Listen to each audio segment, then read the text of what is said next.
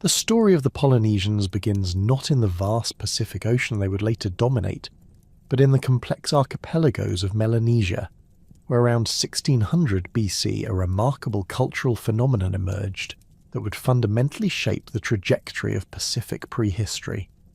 The Lapita culture represents the archaeological signature of the ancestral Polynesian populations, a sophisticated maritime society whose distinctive material culture and settlement patterns provide our clearest window into the origins of one of humanity's most extraordinary seafaring civilizations.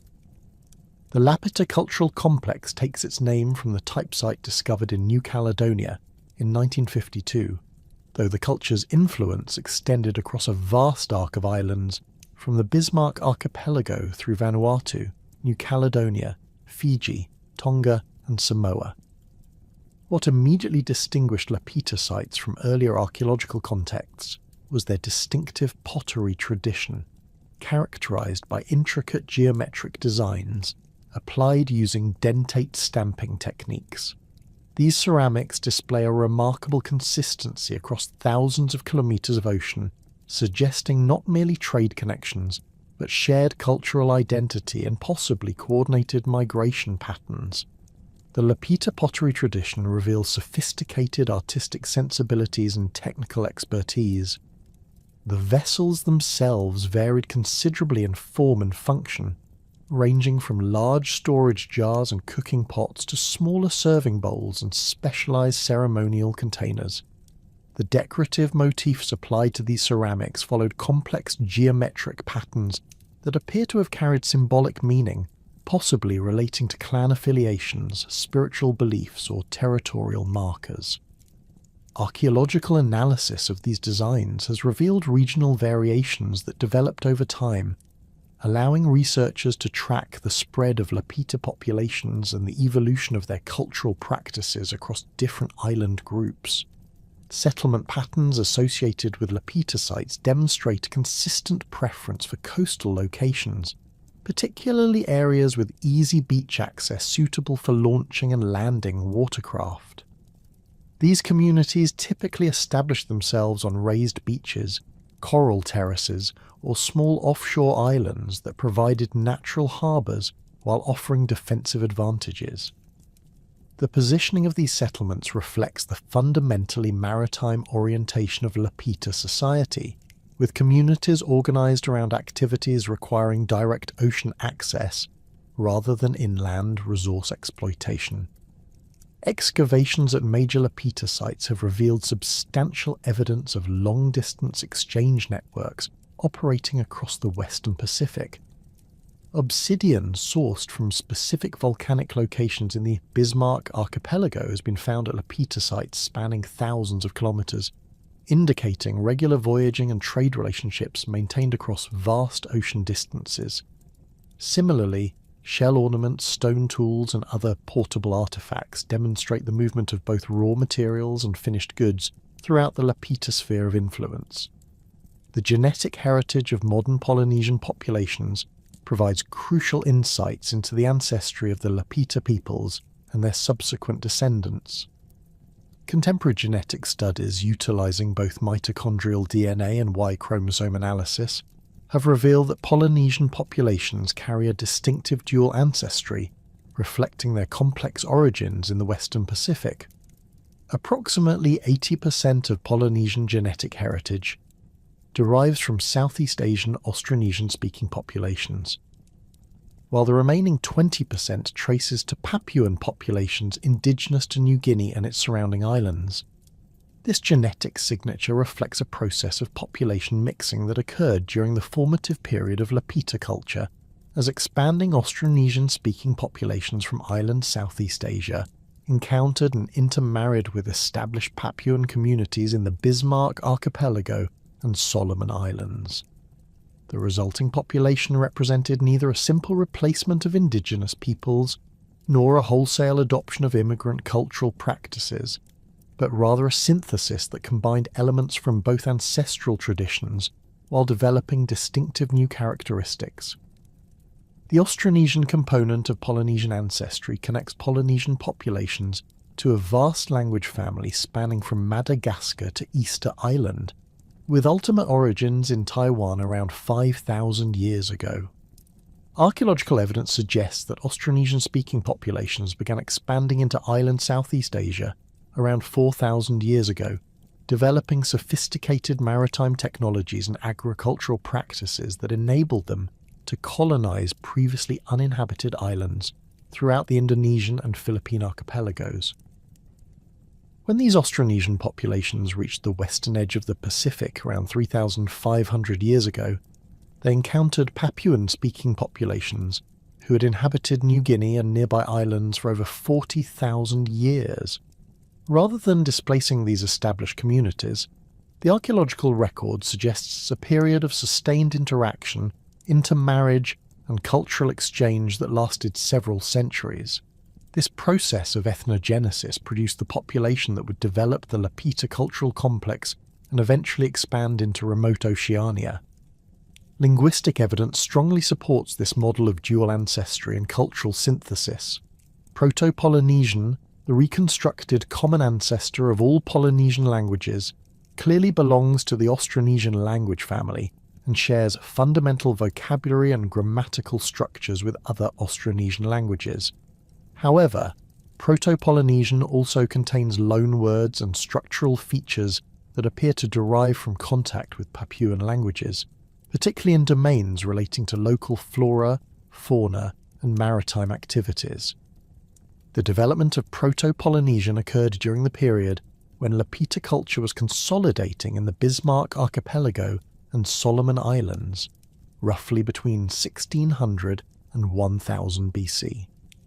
During this formative period, the ancestral Polynesian population was developing the linguistic, cultural, and technological foundations that would enable their subsequent expansion across the Pacific. The vocabulary of Proto-Polynesian provides insights into the environmental knowledge, social organization, and material culture of these ancestral communities. Reconstructed Proto-Polynesian terminology reveals a society thoroughly adapted to island environments and maritime activities. The language contains extensive vocabulary relating to ocean conditions, weather patterns, marine life, and navigation techniques. Terms for different types of waves, wind patterns, and sea states demonstrate sophisticated understanding of oceanic phenomena that would prove essential for long-distance voyaging. Similarly, detailed terminology for various species of fish, marine mammals, and seabirds reflects intimate knowledge of Pacific marine ecosystems. The social organization reflected in Proto-Polynesian vocabulary suggests communities organized around kinship groups with complex systems of rank and status differentiation.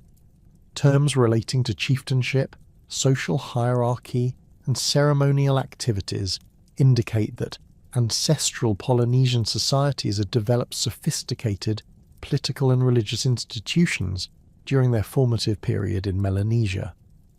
These organizational principles would later prove crucial for coordinating the large-scale voyaging expeditions necessary for Pacific colonization.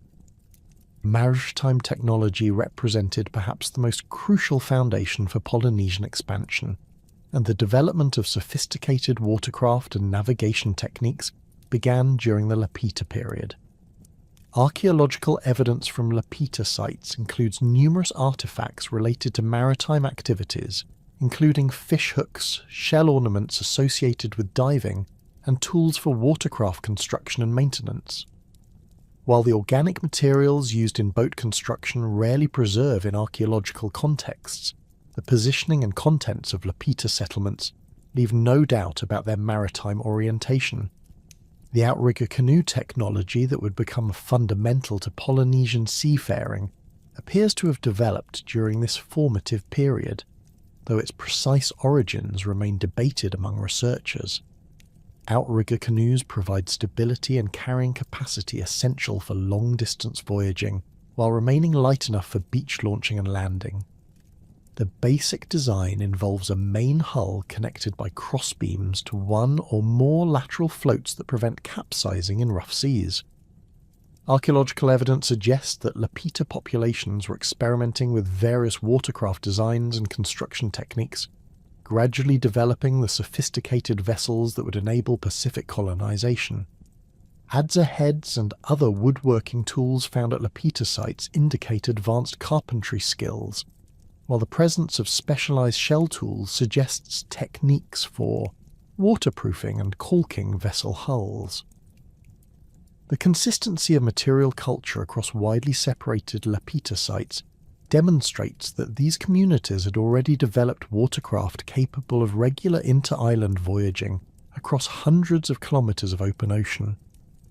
Navigation techniques employed by ancestral Polynesian populations built upon knowledge systems that had been developing throughout the Western Pacific for millennia. The ability to navigate accurately across vast ocean distances without instruments required intimate understanding of celestial movements, ocean swells, weather patterns, and biological indicators. During the Lapita period, these knowledge systems were being refined and systematized into the sophisticated navigation traditions that would enable Polynesian expansion. Celestial navigation formed the foundation of Polynesian wayfinding, requiring detailed knowledge of star positions, movements, and seasonal variations.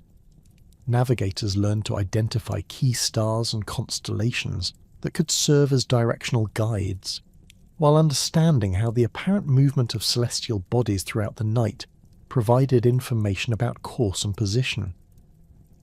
The development of these techniques required generations of accumulated observation and experimentation, with knowledge transmitted through specialized training programs that produced expert navigators. Ocean swell patterns provided another crucial source of navigational information, as experienced navigators could detect the characteristic wave patterns created by distant islands even when land remained below the horizon. These swells, generated by prevailing winds and modified by interaction with island masses, create distinctive signatures that skilled navigators could interpret to determine direction and approximate distance to land. The ability to read these subtle oceanic phenomena required extensive practical experience and represented one of the most sophisticated aspects of Polynesian navigation. Biological indicators also played important roles in Polynesian navigation systems, as various species of seabirds, marine mammals, and fish exhibit predictable behaviors that can indicate proximity to land or specific environmental conditions. Certain seabird species, for example, have limited flight ranges and return to land each evening, providing directional information to navigators within their range. Similarly, the presence of particular fish species or changes in water color and temperature can indicate proximity to reefs, islands, or specific ocean currents. The integration of these various information sources into coherent navigation systems represented a remarkable intellectual achievement that enabled Polynesian navigators to cross thousands of kilometers of open ocean with remarkable accuracy. The development of these techniques began during the Lapita period, as ancestral Polynesian populations were expanding their range throughout Melanesia and learning to navigate increasingly challenging ocean passages. During this formative period in the Bismarck Archipelago and Solomon Islands, the foundations were being laid for what would become one of humanity's most remarkable expansion episodes.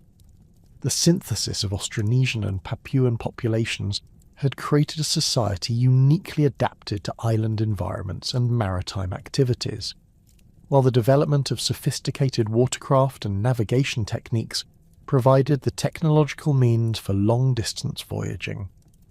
The emergence of Proto-Polynesian as a distinct language reflected the consolidation of a new cultural identity that combined elements from multiple ancestral traditions while developing innovative solutions to the challenges of Pacific Island life.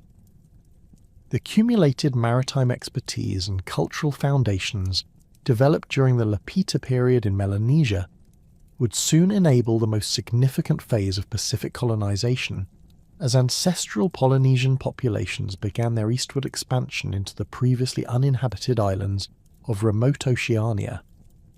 This movement, occurring roughly between 1200 and 900 BC, represented a watershed moment in Pacific prehistory and marked the true emergence of distinctive Polynesian culture as we understand it today. The initial push eastward from the established Lapita settlements in Vanuatu and New Caledonia required navigating increasingly challenging ocean passages to reach the island groups of Fiji, Tonga, and Samoa. Unlike the relatively short inter-island distances that characterized expansion within Melanesia, this eastward movement involved crossing substantial stretches of open ocean, with gaps of 300 to 800 kilometers between major island groups. These voyages demanded not only advanced watercraft and navigation skills, but also careful planning regarding provisions, crew selection, and timing to take advantage of favorable seasonal conditions. Archaeological evidence from the earliest sites in Fiji demonstrates that Lapita populations reached this archipelago around 1200 BC, establishing settlements that maintained clear cultural continuities with their Western predecessors, while beginning to develop distinctive local characteristics. The Fijian islands presented colonizers with environments that differed significantly from those encountered in Melanesia, featuring larger land masses with more diverse topography and different patterns of seasonal rainfall and wind systems. These environmental differences would gradually influence the development of local cultural adaptations, while the fundamental Polynesian cultural template was taking shape. Lapita sites in Fiji show evidence of sophisticated settlement planning and resource management strategies adapted to the specific conditions of these larger, more environmentally diverse islands. Unlike the predominantly coastal orientation of earlier Lapita settlements, Fijian sites demonstrate increasing utilization of inland resources, including exploitation of volcanic soils for agriculture and extraction of stone materials from interior quarries.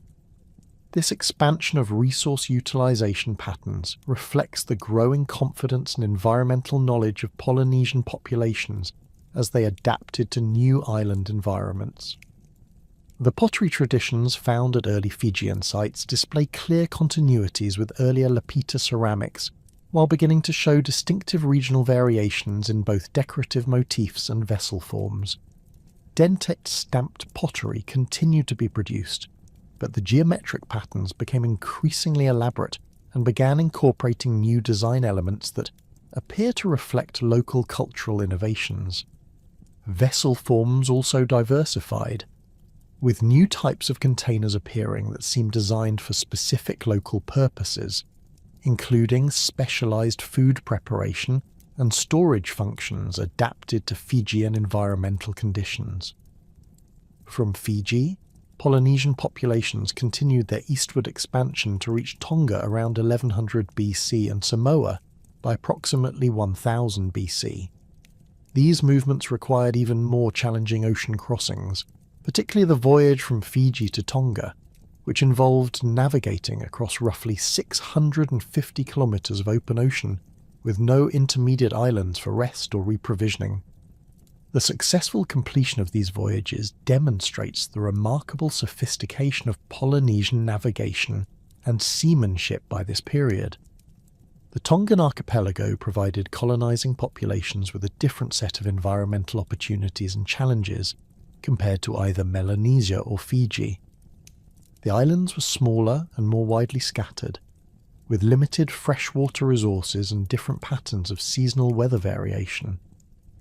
However, the extensive reef systems surrounding many Tongan islands offered rich marine resources, while the volcanic soils of some islands proved excellent for agriculture. These environmental characteristics would strongly influence the development of distinctive Tongan cultural patterns during the centuries following initial colonization. Early archaeological sites in Tonga reveal rapid adaptation to local conditions, with evidence of sophisticated marine resource exploitation and the development of specialized fishing techniques suited to Tongan reef and lagoon environments. Shellfish hooks found at these sites show distinctive local modifications compared to those from earlier Lapita contexts, suggesting experimentation with different fishing strategies adapted to local fish species and marine conditions. Similarly, the remains of fish bones and shellfish from early Tongan sites indicate detailed knowledge of local marine ecosystems and seasonal patterns of resource availability. The expansion to Samoa, completed around 1000 BC, marked the establishment of the easternmost extent of initial Polynesian colonization and represented a crucial milestone in Pacific prehistory. Samoa's position at the eastern edge of the central Pacific would make it a launching point for later expansions into the more remote regions of Polynesia, while its environmental characteristics would contribute significantly to the continuing evolution of Polynesian cultural patterns. Samoan islands offered colonizing populations a combination of high volcanic islands with extensive reef systems, providing both terrestrial and marine resources in abundance. The larger islands featured substantial areas of fertile volcanic soil suitable for intensive agriculture, while the extensive lagoons and reef systems supported diverse marine ecosystems.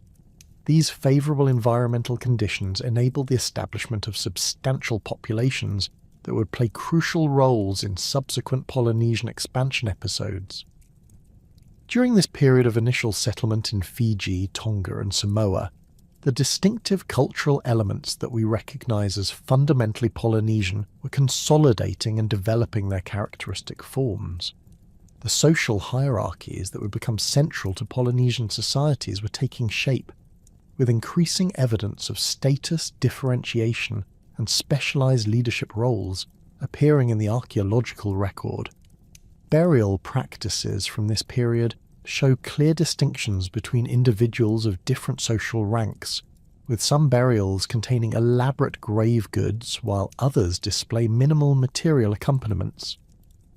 The development of Polynesian religious practices and cosmological beliefs accelerated during this formative period, as populations adapted their spiritual traditions to new island environments while maintaining connections with ancestral practices. Archaeological evidence suggests the emergence of specialized ceremonial sites and ritual practices that would become characteristic of later Polynesian cultures. Stone platforms and other ceremonial structures begin appearing in the archaeological record, indicating the development of formalized religious architecture and communal ritual activities. Artistic traditions that would become hallmarks of Polynesian culture were also developing during this period, with distinctive styles of carving, tattooing and textile production emerging in different island groups. While organic materials rarely preserve in archaeological contexts, stone and shell artifacts from this period display sophisticated artistic sensibilities and technical expertise. Carved shell ornaments, stone adzes with decorative elements, and other portable artifacts demonstrate the development of aesthetic traditions that combined practical functionality with artistic expression.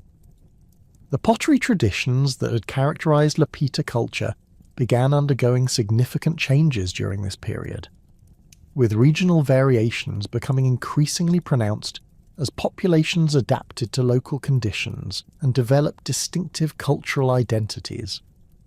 In some areas, pottery production continued with modifications to traditional Lapita styles, while in others, ceramic traditions were gradually abandoned in favour of alternative container technologies using organic materials that have not survived in the archaeological record. The evolution of watercraft technology during this period reflected both the increasing sophistication of Polynesian maritime capabilities and adaptation to the specific requirements of different island environments. Archaeological evidence suggests experimentation with various hull designs, rigging systems, and construction techniques as populations encountered different ocean conditions and developed specialized vessels for different purposes.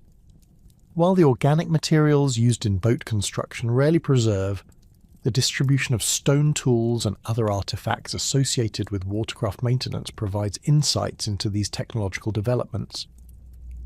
Navigation systems continue to evolve during this period, with the accumulated knowledge of multiple generations of voyagers being systematized into increasingly sophisticated wayfinding traditions.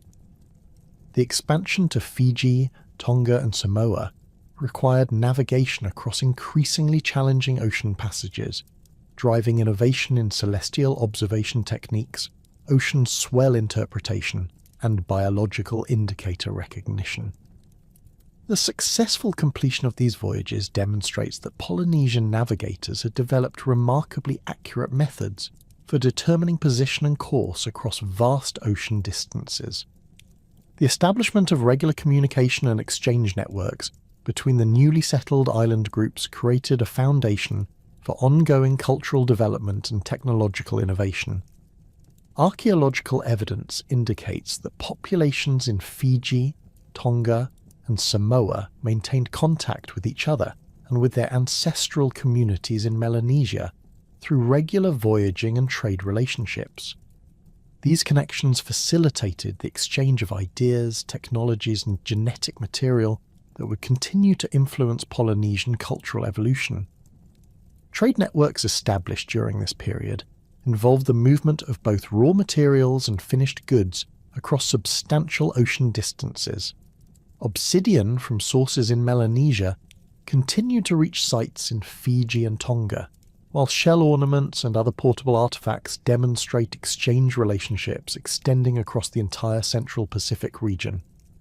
These trade networks required sophisticated logistical organization and represented remarkable achievements in long-distance maritime commerce. The development of specialized craft production during this period reflects both increasing social complexity and the establishment of exchange relationships between different communities. Archaeological evidence suggests the emergence of specialist producers of stone tools, shell ornaments, and other valuable items that were distributed through trade networks spanning multiple island groups. This economic specialization contributed to the development of social hierarchies and political complexity that would characterize later Polynesian societies. Agricultural systems developed during this period combined traditional Polynesian crops with adaptation to local environmental conditions in each island group. The suite of plants that had accompanied Polynesian expansion from Melanesia, including taro, yam, breadfruit and coconut, was supplemented by exploitation of indigenous plant resources and experimentation with new cultivation techniques suited to different soil types and rainfall patterns. These agricultural innovations supported population growth and enabled the establishment of substantial communities throughout the Central Pacific. The period of initial settlement in Fiji, Tonga and Samoa established the cultural and technological foundations that would enable subsequent Polynesian expansion into the far reaches of the Pacific Ocean. The societies that developed in these island groups during the centuries following initial colonization would serve as launching points for voyages to the Marquesas, Society Islands, Hawaii, Easter Island and New Zealand, carrying with them the distinctive cultural traditions and technological capabilities that had been refined during this crucial formative period in the Central Pacific. The sophisticated maritime capabilities that enabled Polynesian expansion across the Pacific represented one of humanity's most remarkable achievements in pre-instrumental navigation and ocean voyaging. By the time Polynesian populations had established themselves in Fiji, Tonga, and Samoa, they had developed navigation systems of extraordinary complexity and accuracy that would enable them to traverse thousands of kilometers of open ocean with confidence and precision. These wayfinding traditions represented the culmination of centuries of accumulated knowledge, refined through generations of practical experience and transmitted through rigorous training programs that produce master navigators capable of guiding voyaging expeditions across the vast Pacific. The foundation of Polynesian navigation rested upon detailed observation and interpretation of celestial phenomena, with navigators developing sophisticated star compass systems that divided the horizon into discrete directional sectors marked by the rising and setting positions of specific stars and constellations. These star compasses varied between different island groups and individual navigational schools but all shared fundamental principles based on the predictable movements of celestial bodies throughout the night and across seasonal cycles. Master navigators memorized the positions of hundreds of stars and their associated directional bearings, creating mental maps of the night sky that could be referenced regardless of the specific time or season of voyaging. The construction of these star compass systems required intimate knowledge of stellar movements and their seasonal variations, with different stars serving as directional guides at different times of the year. Navigators learned to identify not only the major constellations visible in Pacific skies, but also individual stars whose rising and setting positions could provide precise directional bearings.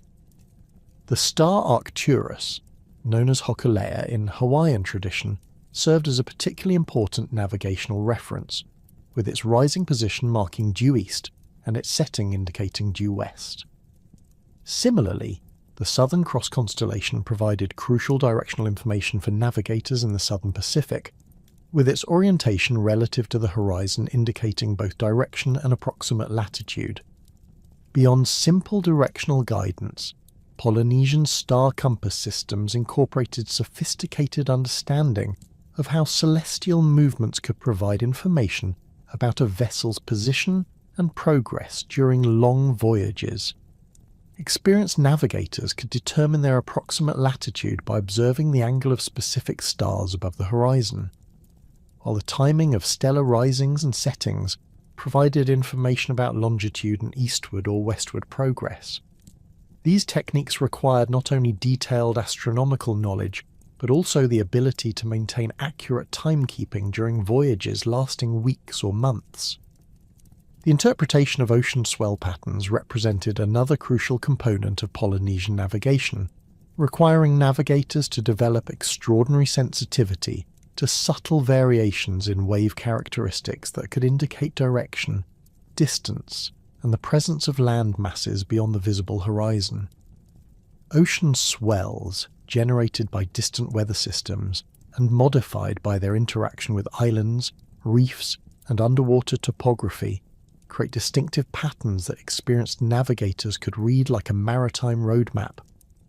Different types of swells carried different information, with long-period swells generated by distant storms providing directional references, while shorter-period waves reflected off island masses could indicate the presence and approximate bearing of land. Master navigators learned to distinguish between multiple swell systems operating simultaneously, identifying the primary swell direction while detecting secondary patterns created by wave reflection and refraction around island obstacles.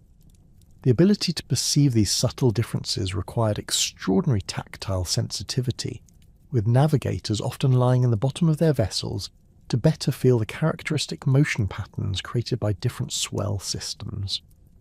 Some navigational traditions developed specialized techniques for swell detection, including the use of small floating devices that could amplify wave motion patterns and make subtle variations more apparent to experienced observers.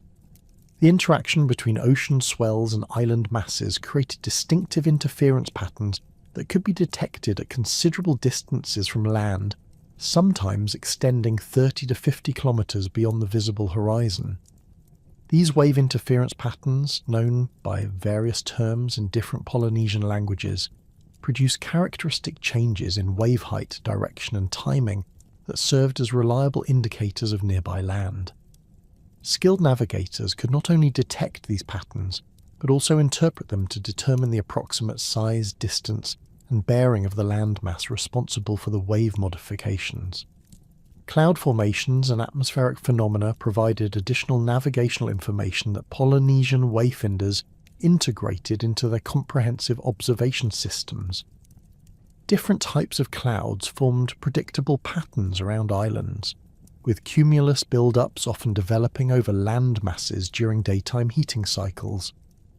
The colour and behaviour of clouds could indicate the presence of lagoons, reefs, or different types of vegetation, while the reflection of sunlight off shallow water or white sand beaches could create distinctive coloration in the undersides of clouds that served as indicators of specific land features. Biological indicators formed another crucial component of Polynesian navigation systems, with experienced navigators maintaining detailed knowledge of the behaviour patterns, flight ranges, and habitat preferences of numerous Pacific seabird species. Different birds provided different types of navigational information, with some species offering reliable directional guidance through their predictable daily movement patterns, while others indicated proximity to specific types of marine environments or land masses. The brown booby, for example, typically flies out from its roosting sites in the morning and returns in the evening, providing directional bearings to land for navigators within its roughly 30-kilometre flight range.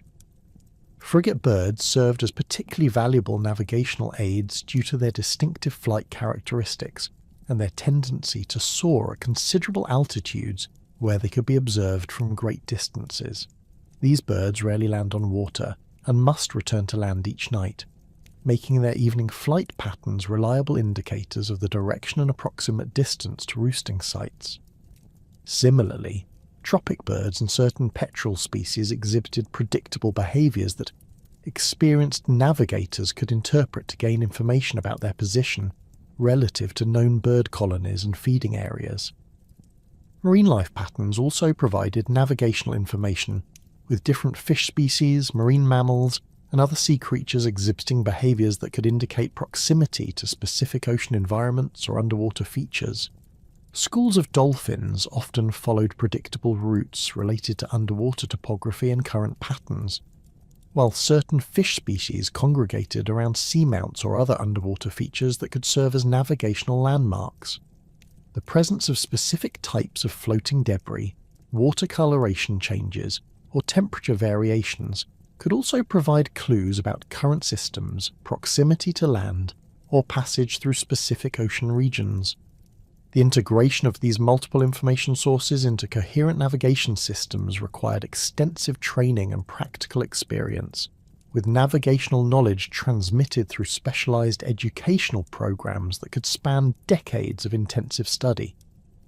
The role of master navigator, known by various terms across different Polynesian cultures, including Palu in some Carolinian traditions, Kaha Moana in parts of Polynesia, and other specialized titles, represented one of the most prestigious and demanding positions in Polynesian society. These individuals bore responsibility not only for the successful completion of voyaging expeditions, but also for the preservation and transmission of navigational knowledge to future generations. The training of navigators began in childhood, with the development of fundamental observational skills and environmental awareness that would form the foundation for more advanced techniques. Young students learned to identify stars, observe weather patterns, and recognize the subtle environmental cues that would later become crucial for navigation. This early education emphasized direct sensory experience and the development of acute awareness of natural phenomena, with students spending countless hours observing the sky, ocean, and wildlife under the guidance of experienced instructors. Advanced navigational training involved increasingly complex exercises designed to develop the sophisticated pattern recognition and interpretive skills required for long-distance wayfinding. Students learned to construct and use star compasses, practice swell detection techniques, and develop the ability to integrate multiple information sources into accurate positional assessments. Much of this training took place during actual voyaging expeditions, where students could observe experienced navigators in action, while gradually assuming greater responsibility for navigational decisions. The oral transmission of navigational knowledge required sophisticated mnemonic systems that could preserve detailed technical information across multiple generations without written records. Master navigators developed elaborate charts, stories, and visual imagery that encoded star positions, swell patterns, island locations, and other crucial navigational data in memorable formats. These oral traditions often incorporated mythological narratives, genealogical information, and cultural teachings that served multiple functions while preserving essential technical knowledge. Navigational charts frequently describe the characteristics of specific voyaging routes, including the sequence of stars to follow, expected weather conditions, seasonal variations, and the locations of intermediate islands or navigational landmarks. These charts could extend for hours and contain precise technical information embedded within poetic structures that aided memorization and transmission. The accuracy of this oral preservation system is demonstrated by the fact that traditional navigational knowledge recorded by ethnographers in the 20th century proved remarkably consistent with actual stellar positions and ocean conditions. The construction of Polynesian voyaging vessels represented another crucial aspect of their maritime culture, with different types of watercraft designed for specific purposes ranging from local fishing and inter-island transport to long-distance exploration and colonization expeditions. The basic outrigger canoe design that formed the foundation of Polynesian watercraft technology could be modified and scaled to meet different requirements, from small single-person fishing canoes to massive double-hulled vessels capable of carrying entire communities across thousands of kilometers of open ocean. Single-hulled outrigger canoes, known by various terms including va'a in many Polynesian languages, represented the most common type of watercraft used for everyday maritime activities. These vessels typically ranged from 3 to 12 meters in length and featured a main hull connected to one or more lateral floats by flexible crossbeams that provided stability while maintaining the vessel's ability to flex with ocean swells. The outrigger configuration prevented capsizing in rough seas while keeping the vessel light enough for beach launching and easy maneuvering in shallow water. The construction of outrigger canoes required sophisticated woodworking techniques and careful selection of materials suited to marine environments. Hull construction typically utilized single large logs hollowed through controlled burning and careful adzing, with the interior shape to provide optimal hydrodynamic characteristics while maintaining structural strength. The selection of appropriate trees for hull construction required detailed knowledge of wood properties, with different species chosen for their resistance to marine borers, flexibility under stress, and workability with traditional tools. Outrigger floats, known as ame in many Polynesian traditions, were carefully shaped to provide maximum stability while minimizing drag and weight. These floats were typically constructed from lighter woods than the main hull, and were designed with specific proportions that balanced stability against speed and maneuverability. The crossbeams connecting the hull to the outrigger, called iako, required particular attention to flexibility and strength, as these components absorbed much of the stress generated by ocean swells and wind forces. Double-hulled voyaging canoes represented the pinnacle of Polynesian watercraft technology, with some vessels reaching lengths of 30 meters or more and capable of carrying substantial crews, provisions and cargo across transoceanic distances. These massive vessels, known by terms such as drua in Fijian traditions or pahi in Tahitian usage, consisted of two parallel hulls connected by a substantial platform that provided living space, cargo storage, and working areas for extended voyages. The twin-hull configuration offered exceptional stability and carrying capacity while maintaining the shallow draft necessary for beach operations. The construction of large double-hulled canoes required coordinated efforts from multiple specialists and represented major community undertakings that could require months or years to complete. Hull construction followed similar principles to single-hulled vessels, but on a much larger scale, with some hulls requiring the joining of multiple sections to achieve the necessary length and capacity. The platform connecting the two hulls, known as the deck or fighting platform, was constructed using sophisticated lashing techniques that created flexible but strong connections capable of withstanding the enormous stresses generated during ocean voyaging.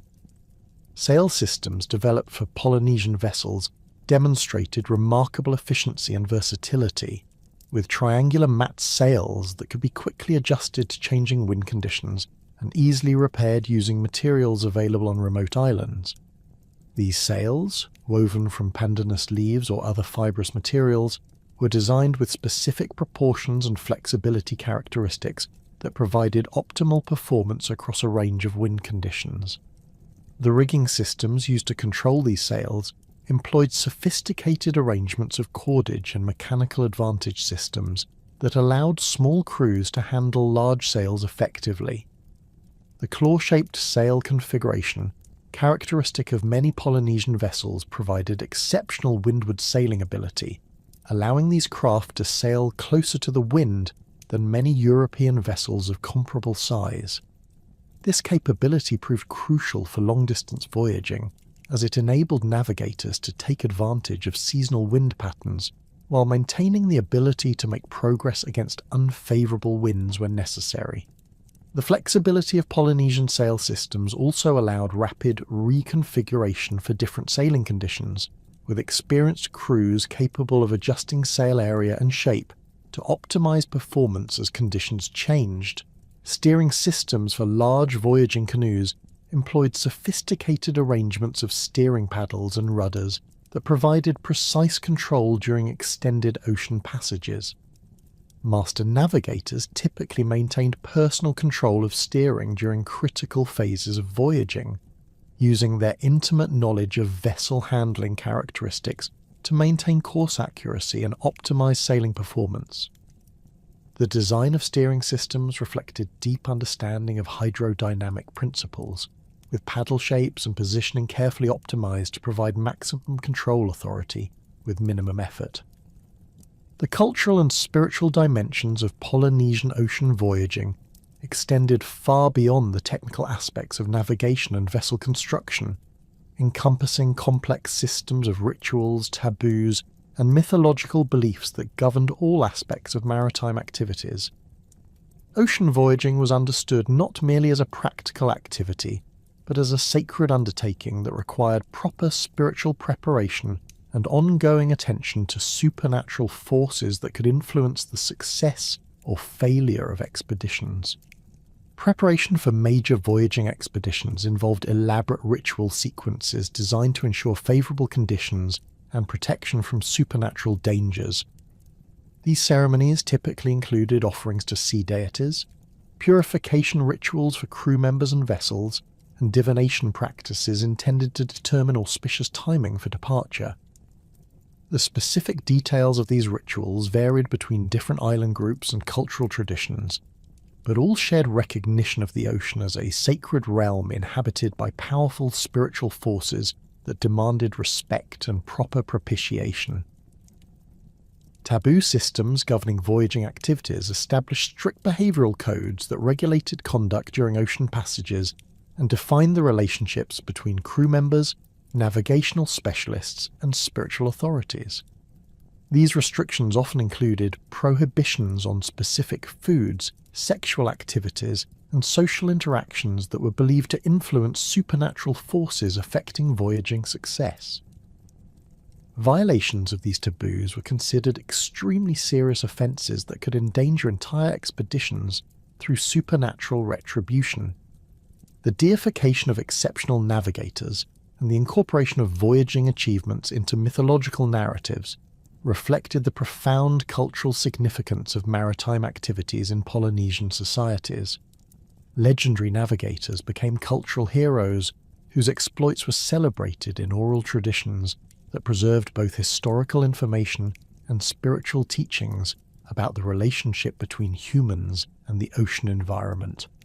These mythological narratives often described supernatural abilities attributed to master navigators, including the power to communicate with sea creatures, control weather patterns, and navigate through spiritual as well as physical dimensions.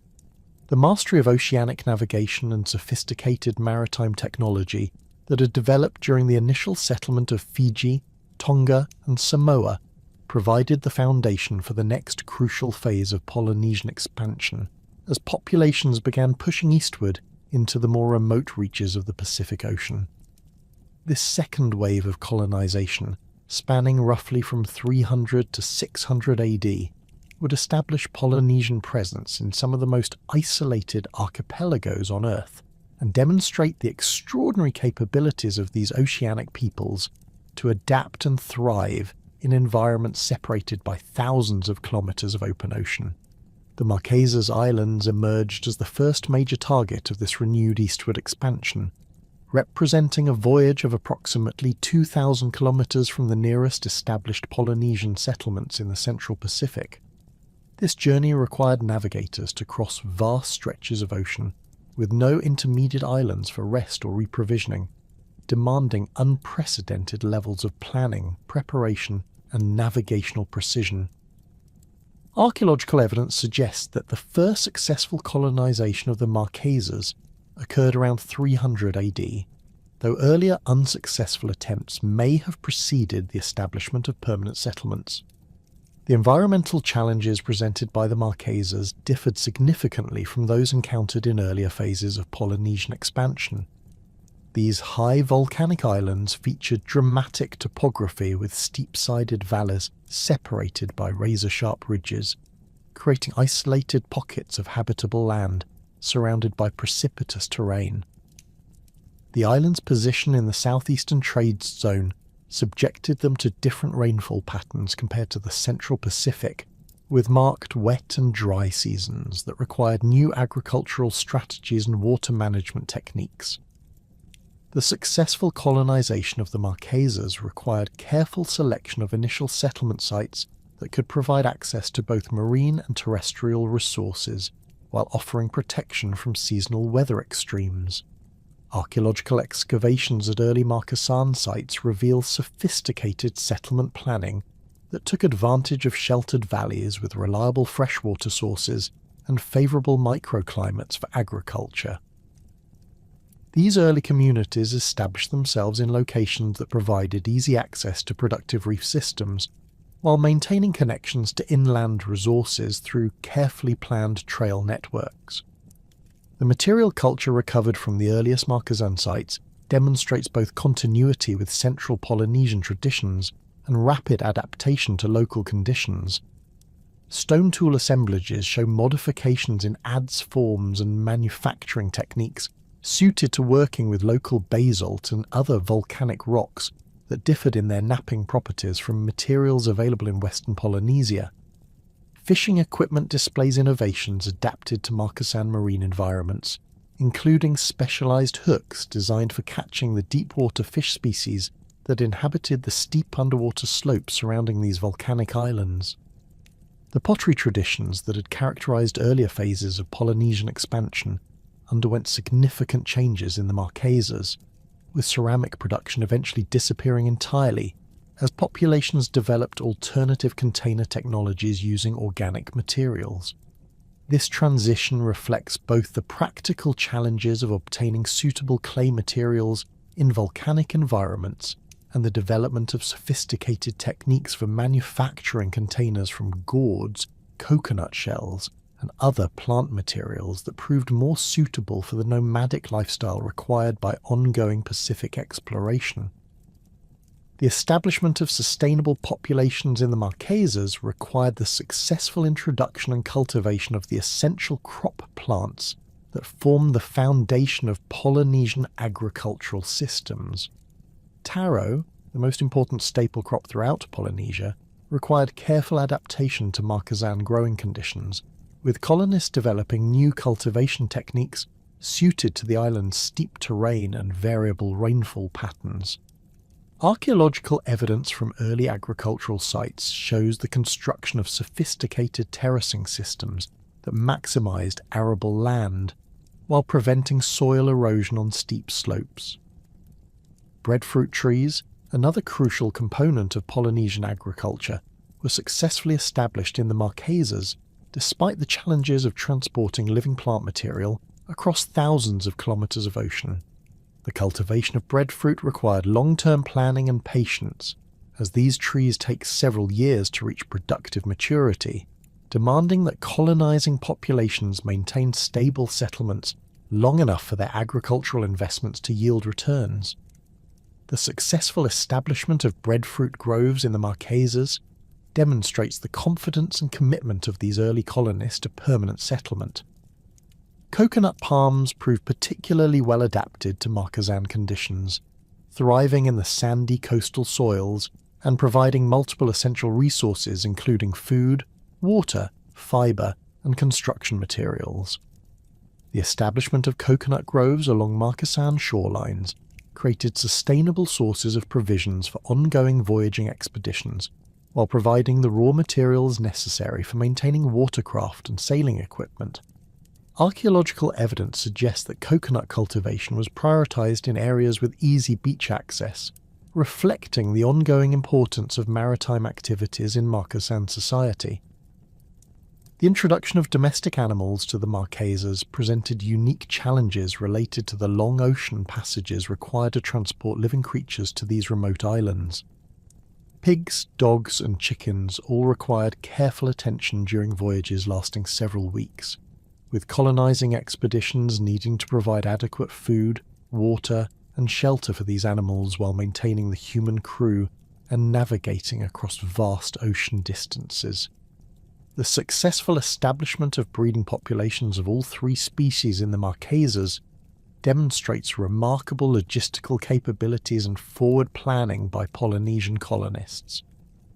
Pigs proved particularly valuable in the Marquesan environment, providing both protein and materials for tool manufacture, while serving important ceremonial functions in the developing social hierarchies of these island communities. Archaeological evidence from early Marquesan sites includes pig bones, showing evidence of systematic butchering and consumption, along with pig tusks that were modified for use as cutting tools and ceremonial ornaments. The maintenance of pig populations required the development of feeding strategies that utilised local plant resources while avoiding competition with human food supplies.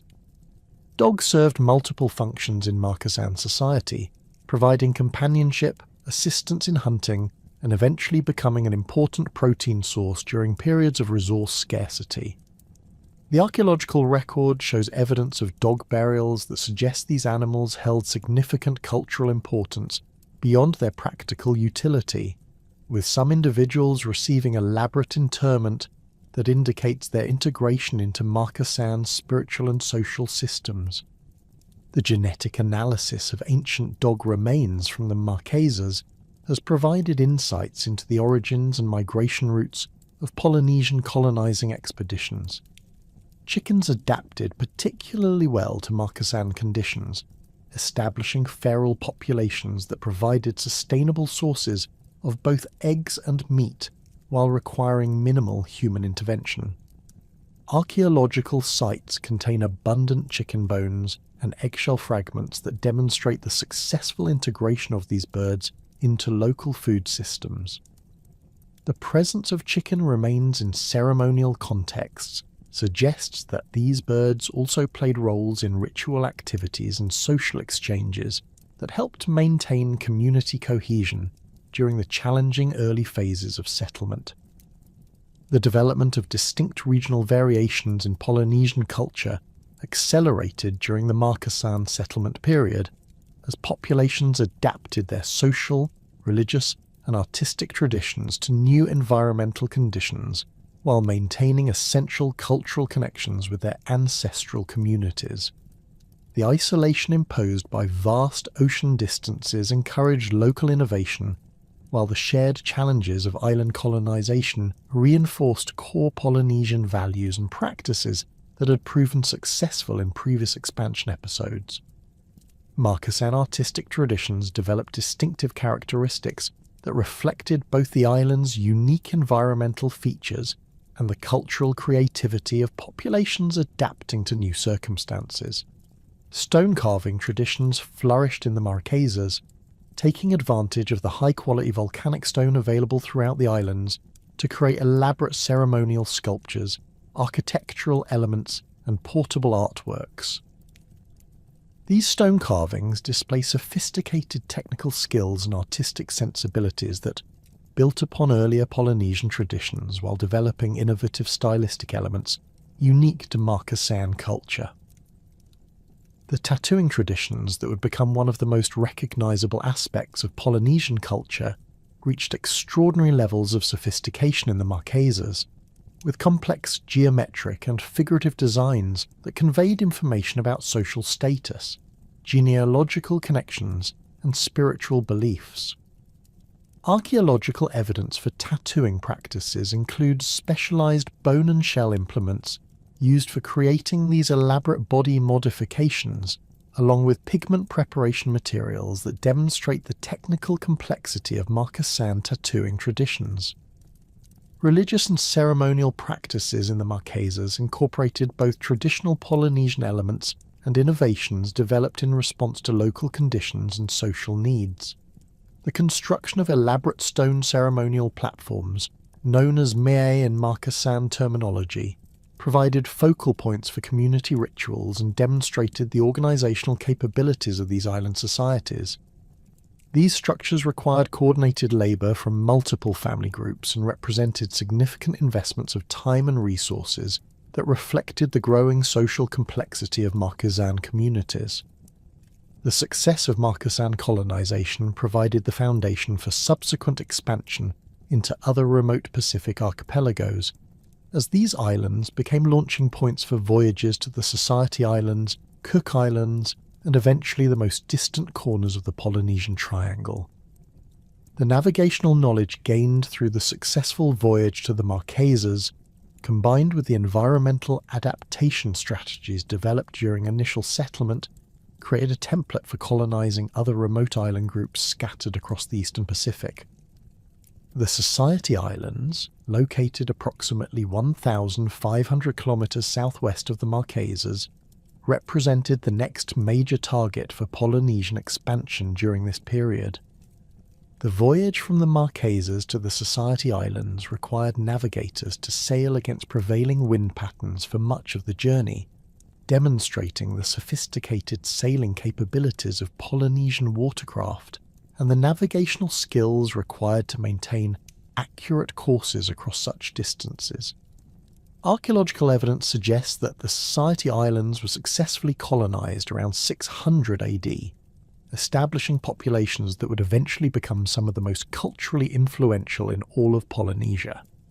The environmental conditions encountered in the Society Islands differed markedly from those in the Marquesas, featuring lower elevations, more extensive reef systems, and different patterns of seasonal rainfall and wind exposure.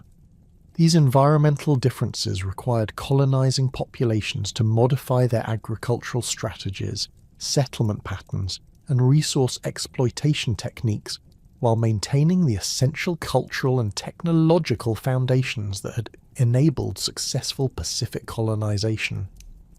The Cook Islands, scattered across a vast area of the Central Pacific, presented colonizing populations with a diverse array of environmental challenges and opportunities. Some islands in this group featured high volcanic peaks with abundant fresh water and fertile soils, while others consisted of low coral atolls with limited terrestrial resources but extensive marine ecosystems. The successful colonization of this diverse archipelago required flexible adaptation strategies and sophisticated understanding of different island environments. The establishment of Polynesian populations throughout these Central Pacific archipelagos during the first millennium AD created a network of interconnected communities that maintained contact through regular voyaging and exchange relationships. Archaeological evidence demonstrates ongoing interaction between different island groups, with trade goods, technological innovations, and cultural practices spreading throughout the region through these maritime connections. Obsidian from specific volcanic sources has been found at sites hundreds of kilometers from its origin, while distinctive artifact styles show evidence of diffusion across multiple island groups. The development of specialized craft production during this period reflects both the growing social complexity of Polynesian societies and the establishment of exchange networks that could support economic specialization. Different island groups began developing reputations for particular types of products, with some communities specializing in the production of high-quality stone tools, others focusing on shell ornaments or textile production, and still others becoming known for their expertise in watercraft construction or navigation. The agricultural systems that developed throughout these newly colonized archipelagos demonstrated remarkable innovation in adapting traditional Polynesian crops to diverse environmental conditions. Taro cultivation techniques were modified to suit different soil types, rainfall patterns, and topographic conditions, with some communities developing sophisticated irrigation systems, while others relied on rainfall agriculture or specialized dryland farming techniques. These agricultural innovations supported population growth and enabled the establishment of substantial communities throughout the region. The social and political systems that emerged in these island communities during the centuries following initial colonization reflected both traditional Polynesian organizational principles and adaptations to local conditions and resource availability. Chiefly hierarchies developed that combined hereditary status with demonstrated competence in essential skills such as navigation, warfare, and resource management. These leadership systems provided the organizational framework necessary for coordinating complex activities such as long-distance voyaging, large-scale construction projects, and inter-island trade relationships. The established networks of interconnected Polynesian communities scattered across the Central Pacific had created a foundation of navigational knowledge, technological expertise, and cultural confidence that would enable the most audacious phase of Pacific colonization. Between 800 and 1300 AD, Polynesian voyagers would push the boundaries of human exploration to their absolute limits, reaching islands so remote and challenging that their successful colonization represents perhaps the most remarkable achievement in the history of human maritime expansion. The settlement of Hawaii, occurring sometime between 300 and 800 AD, marked one of the earliest ventures into these extreme frontiers of the Pacific. The voyage from the Marquesas to the Hawaiian archipelago required navigators to traverse approximately 4,000 kilometers of open ocean, crossing the equator and entering the northern Pacific, where different star patterns, wind systems, and ocean currents created entirely new navigational challenges. This journey demanded not only exceptional skill in traditional Polynesian wayfinding techniques, but also the ability to adapt these methods to unfamiliar celestial and oceanic conditions. The Hawaiian Islands presented colonizing populations with environmental conditions unlike any previously encountered during Polynesian expansion. These massive volcanic peaks, rising over 4,000 meters above sea level, created dramatic variations in climate and rainfall patterns that changed dramatically with elevation and geographic orientation. The windward sides of the major islands received abundant rainfall that supported lush tropical vegetation, while leeward areas remained relatively dry and required different agricultural strategies. This environmental diversity within individual islands provided both opportunities and challenges that would fundamentally shape Hawaiian cultural development. The successful establishment of sustainable populations in Hawaii required colonists to develop entirely new approaches to resource management and agricultural production. The introduction of traditional Polynesian crops proceeded successfully in suitable microclimates, but the vast scale and environmental diversity of the Hawaiian Islands enabled experimentation with cultivation techniques on a scale impossible in smaller island environments. Taro cultivation expanded beyond traditional wetland systems to include extensive dryland varieties adapted to different rainfall zones and soil types throughout the archipelago. The development of sophisticated irrigation systems in Hawaii represented one of the most significant agricultural innovations in Polynesian history.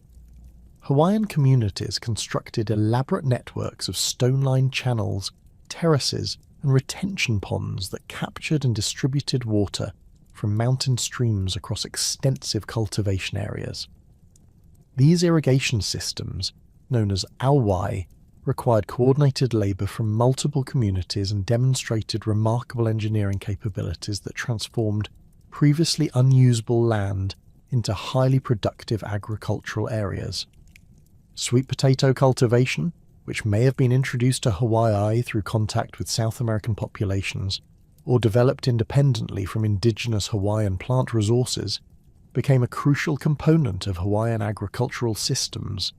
This hardy crop thrived in the drier leeward areas of the islands, where traditional Polynesian staples struggled, enabling Hawaiian populations to utilize previously marginal lands while providing dietary diversity that supported larger population densities than had been achieved elsewhere in Polynesia. The isolation of the Hawaiian Islands, separated by thousands of kilometers from the nearest Polynesian populations, encouraged the development of distinctive cultural innovations while preserving essential elements of traditional Polynesian society. Hawaiian religious practices evolved to incorporate worship of volcanic deities associated with the dramatic geological processes that continued to shape the islands. Pele, the volcano goddess, became central to Hawaiian spiritual beliefs, with elaborate ritual cycles developed around volcanic activity and the ongoing creation of new land through lava flows. The construction of massive stone temples known as heiau represented one of the most distinctive aspects of Hawaiian religious architecture. These ceremonial complexes, some covering several acres and incorporating walls over 3 meters high, required enormous investments of labor and demonstrated the organizational capabilities of Hawaiian chiefly societies. The largest heiau incorporated sophisticated astronomical alignments that connected Hawaiian religious practices with detailed observation of celestial phenomena, reflecting the continued importance of navigational knowledge in Hawaiian culture. Hawaiian social hierarchies developed along traditional Polynesian lines, but achieved levels of complexity and stratification that exceeded those found in smaller island environments. The abundance of resources available across the diverse Hawaiian landscape enabled the support of specialized craft producers, religious practitioners, and political administrators in numbers impossible in more resource-constrained environments. The development of the kapu system, an elaborate code of religious and social prohibitions, provided the regulatory framework necessary for managing increasingly complex Hawaiian societies. The evolution of Hawaiian warfare reflected both traditional Polynesian patterns and adaptations to the unique conditions of large island environments. The construction of fortified settlements in defensible locations throughout the islands demonstrates the development of sophisticated military strategies adapted to Hawaiian topography. Stone-walled enclosures built on ridgelines and cliff faces provided protection for communities while controlling access to crucial resources such as freshwater springs and agricultural areas.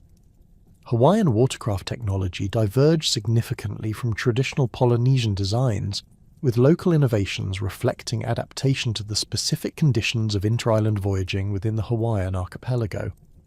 The development of large single-hulled canoes capable of carrying substantial crews and cargo across the channels between Hawaiian islands represented a departure from the outrigger designs that had characterized earlier Polynesian expansion.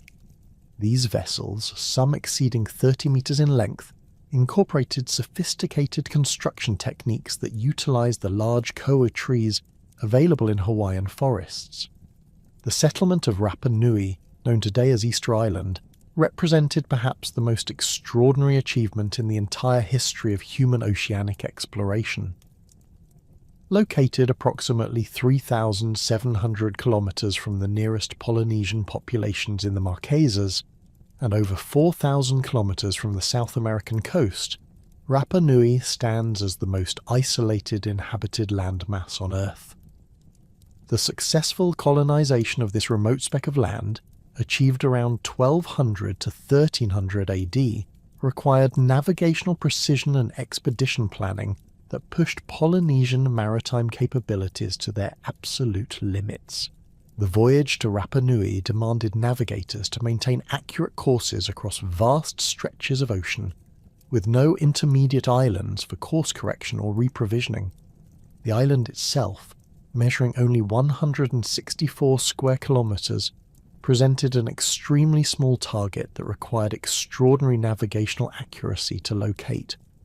The successful completion of this voyage demonstrates that Polynesian navigators had achieved levels of precision in celestial navigation and dead reckoning that rival modern instrumental methods.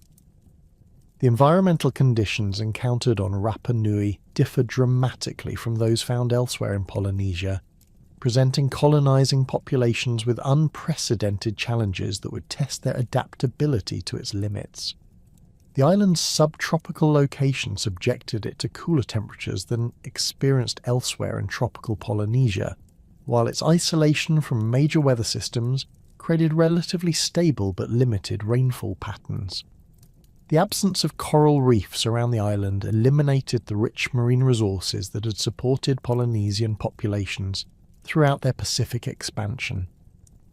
The terrestrial environment of Rapa Nui consisted primarily of grasslands and scattered groves of palm trees, with limited freshwater resources concentrated in a few crater lakes and seasonal streams.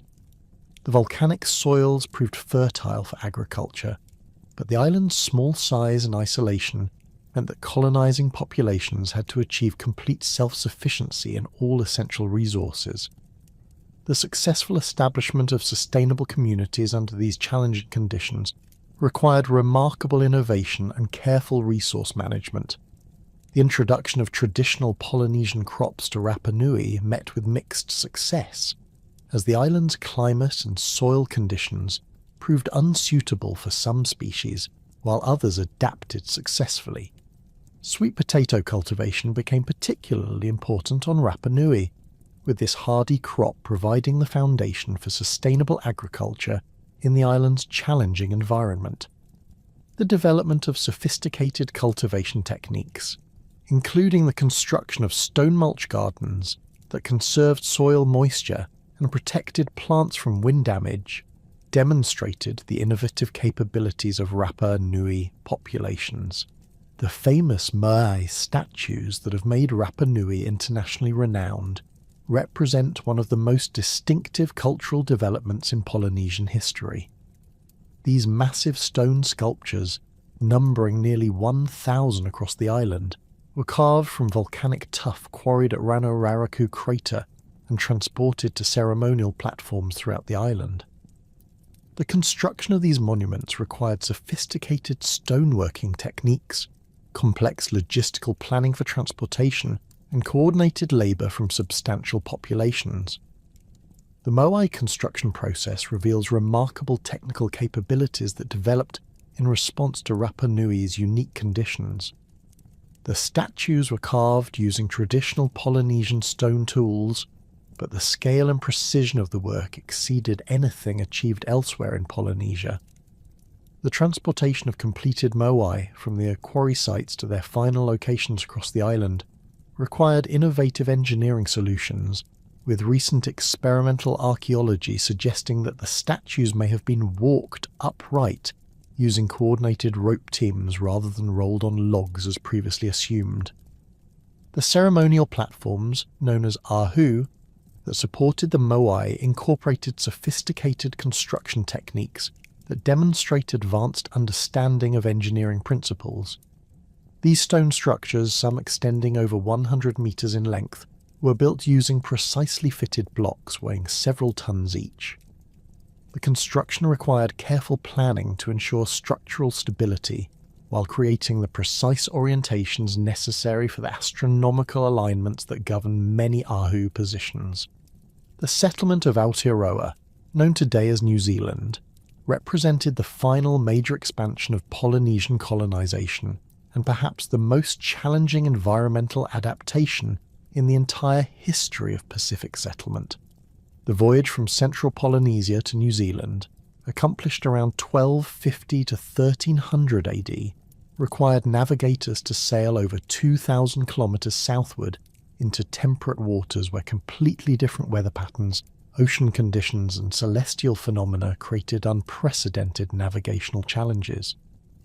The Maori ancestors who accomplished this remarkable voyage had to adapt their traditional tropical navigation techniques to southern Pacific conditions, where different stars served as directional guides and seasonal variations in weather patterns differed dramatically from those experienced elsewhere in Polynesia.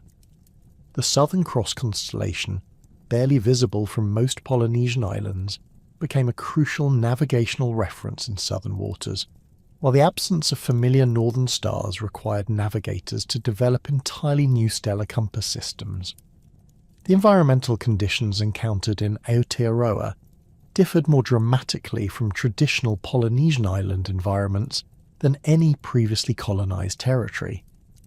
The temperate climate featured distinct seasons with cold winters that required entirely new approaches to shelter construction, clothing, and food preservation. The absence of coral reefs eliminated the marine resources that had supported Polynesian populations throughout their Pacific expansion, while the presence of extensive temperate forests provided new opportunities for resource exploitation. The landmasses of Aotearoa, consisting of two large islands totalling over 268,000 square kilometres, dwarfed any territory previously encountered by Polynesian colonists. This vast area provided unprecedented opportunities for territorial expansion and resource exploitation, but also presented challenges in terms of exploration, communication, and social organisation that required fundamental adaptations to traditional Polynesian settlement patterns. The introduction of traditional Polynesian crops to Aotearoa met with limited success due to the temperate climate and seasonal variations that differed dramatically from tropical conditions. Taro cultivation proved impossible in most areas, while breadfruit and coconut could not survive the cold winters. Sweet potato cultivation succeeded in northern areas with suitable microclimates, but required careful attention to seasonal planting cycles and protection from frost damage. The adaptation to New Zealand's indigenous food resources required Maori populations to develop entirely new hunting, gathering, and processing techniques. The large flightless birds known as moe provided unprecedented sources of protein, but required coordinated hunting strategies adapted to these massive creatures that could exceed 250 kilograms in weight. The development of specialized hunting techniques for moa and other indigenous fauna represented one of the most significant dietary adaptations in Polynesian history.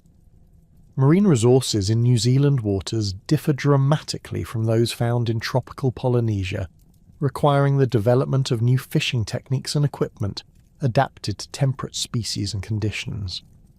The absence of tropical reef fish was compensated by abundant populations of temperate species, including snapper, kahawai, and various shellfish that required different harvesting strategies and processing methods. The construction of fortified settlements, known as PA, became a distinctive feature of Maori culture as populations adapted to the territorial competition that developed in New Zealand's resource-rich environment. These defensive complexes incorporated sophisticated earthwork fortifications that took advantage of New Zealand's varied topography to create nearly impregnable strongholds.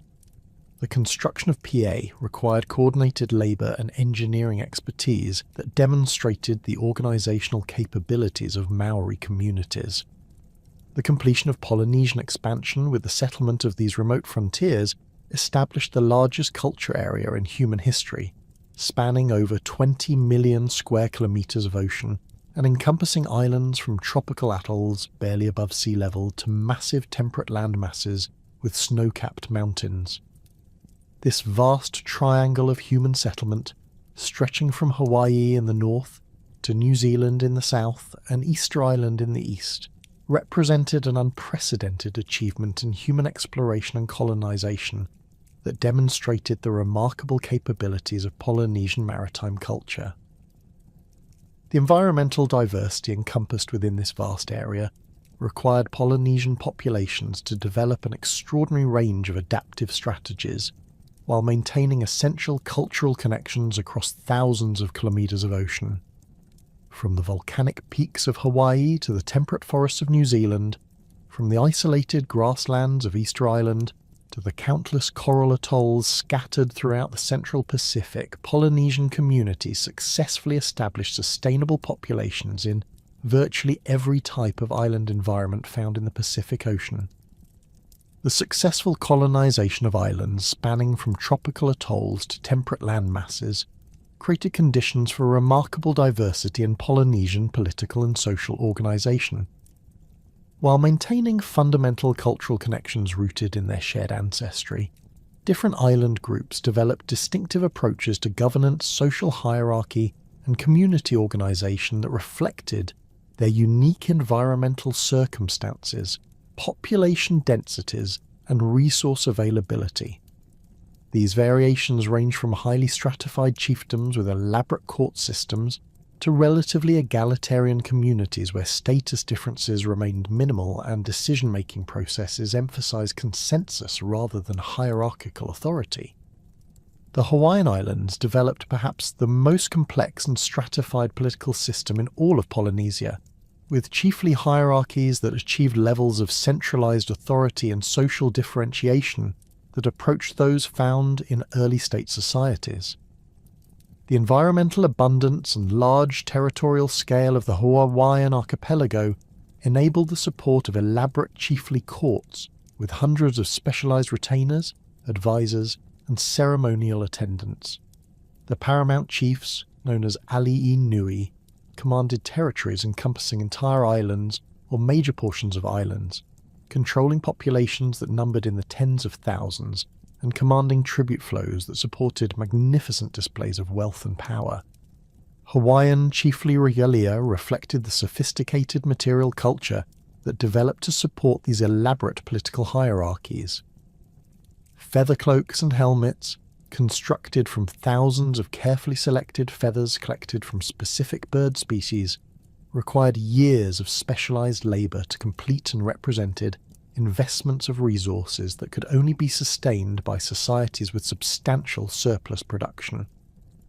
The brilliant yellow feathers of the Hawaiian honeycreeper, supplemented by red feathers from other native species, created garments of extraordinary beauty that served as visible symbols of chiefly authority and divine connection. The construction of massive ceremonial complexes throughout the Hawaiian Islands provided physical settings appropriate for the elaborate ritual activities that legitimized chiefly authority and reinforced social hierarchies. These heiau complexes incorporated multiple structures including temples, residences for religious specialists, and gathering areas for community ceremonies.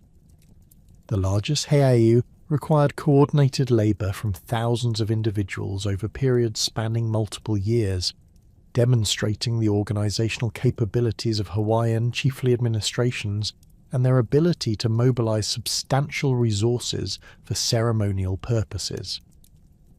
Tahitian society developed political structures of comparable complexity, with paramount chiefs known as Ariai Rahi exercising authority over extensive territories that encompassed multiple islands within the Society Islands archipelago. The Tahitian political system incorporated sophisticated mechanisms for managing succession disputes and territorial boundaries, including elaborate genealogical recitations that could trace chiefly lineages back dozens of generations to divine ancestors.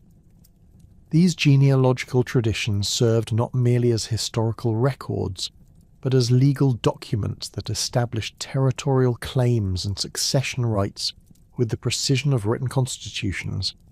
The Maori complexes that served as ceremonial centres throughout Tahitian society incorporated stone architecture of remarkable sophistication, with precisely fitted basalt blocks forming platforms and enclosures that could accommodate thousands of participants during major ceremonial gatherings. The construction techniques employed in these structures demonstrate advanced understanding of engineering principles, with foundations and drainage systems designed to withstand the tropical storms and seismic activity common throughout the Society Islands. The largest Maori complexes included multiple courtyards, specialized structures for different types of ceremonies, and elaborate stone sculptures that depicted genealogical relationships and mythological narratives. Tongan political organization developed along different lines, emphasizing the integration of multiple chiefly lineages into a complex system of reciprocal obligations and shared authority rather than the more centralized hierarchies found in Hawaii and Tahiti. The Tusi Tonga, serving as paramount chief with both political and religious authority, presided over a confederation of lesser chiefs who maintained substantial autonomy within their own territories while acknowledging overall Tongan supremacy. This system enabled Tonga to extend its influence across vast areas of the Central Pacific, while maintaining the flexibility necessary for managing diverse island environments and populations. The Tongan tribute system incorporated elaborate protocols for the collection and redistribution of goods that served both economic and ceremonial functions. Regular tribute presentations brought together representatives from throughout the Tongan sphere of influence, creating opportunities for political negotiation, marriage alliances, and cultural exchange that maintained social cohesion across widely scattered island communities. These gatherings featured competitive displays of wealth and generosity that reinforced social hierarchies, while providing mechanisms for redistributing resources between communities with different productive capabilities. Samoan society developed political institutions that balanced chiefly authority with strong traditions of community consultation and consensus decision-making. The Matai system, based on extended family groups known as aige, distributed political authority among numerous titled individuals who represented different kinship groups within village communities. These Matai titles carried specific rights and responsibilities that were carefully defined through oral traditions, creating a complex system of checks and balances that prevented the concentration of excessive power in individual hands while maintaining effective leadership structures. The Fono, or village council, served as the primary decision-making body in Samoan communities, bringing together Matai from different aiga to discuss matters affecting the entire village. These councils operated through extended discussion processes that emphasized achieving consensus rather than imposing decisions through hierarchical authority. The physical settings for Fono meetings, typically conducted in open-sided structures that allowed community observation, reinforced the participatory nature of Samoan political processes and ensured that decision-making remained transparent and accountable to community members. Markasan political organisation reflected the environmental constraints and cultural adaptations that developed in response to the challenging conditions of these remote volcanic islands. The steep topography and limited arable land of the Marquesas created conditions that favoured the development of competitive relationships between valley communities, leading to political systems that emphasized military leadership and defensive capabilities. Chiefs in Markasan society, known as Hakaiki, combined traditional Polynesian chiefly roles with specialized military functions that reflected the importance of warfare in inter-valley relationships. The construction of elaborate ceremonial platforms known as mei throughout the Marquesas provided focal points for community identity and religious activities that reinforced social hierarchies and territorial boundaries. These stone structures incorporated sophisticated architectural elements, including stepped platforms, stone sculptures, and specialized areas for different types of ceremonial activities. The investment of labor required for mei construction demonstrated community solidarity, while creating permanent markers of territorial control and cultural identity that persisted long after the communities that built them had disappeared. Easter Island developed perhaps the most distinctive political and social system in all of Polynesia, with institutions that reflected both the island's extreme isolation and its unique environmental challenges. The construction and transportation of the famous Moai statues required coordinated efforts from multiple family groups, creating political institutions that emphasized collective labor organization and resource management. The Ahu platforms that supported these statues served as focal points for community ceremonies and ancestor veneration that reinforced social cohesion while marking territorial boundaries between different clan groups. The Tangata Manu, or Birdman cult that developed on Easter Island, represented a unique adaptation of Polynesian religious and political traditions to local conditions. Annual competitions to collect the first sooty tern egg from offshore islets determined political leadership for the following year, creating a system that combined elements of traditional chiefly succession with merit-based selection processes.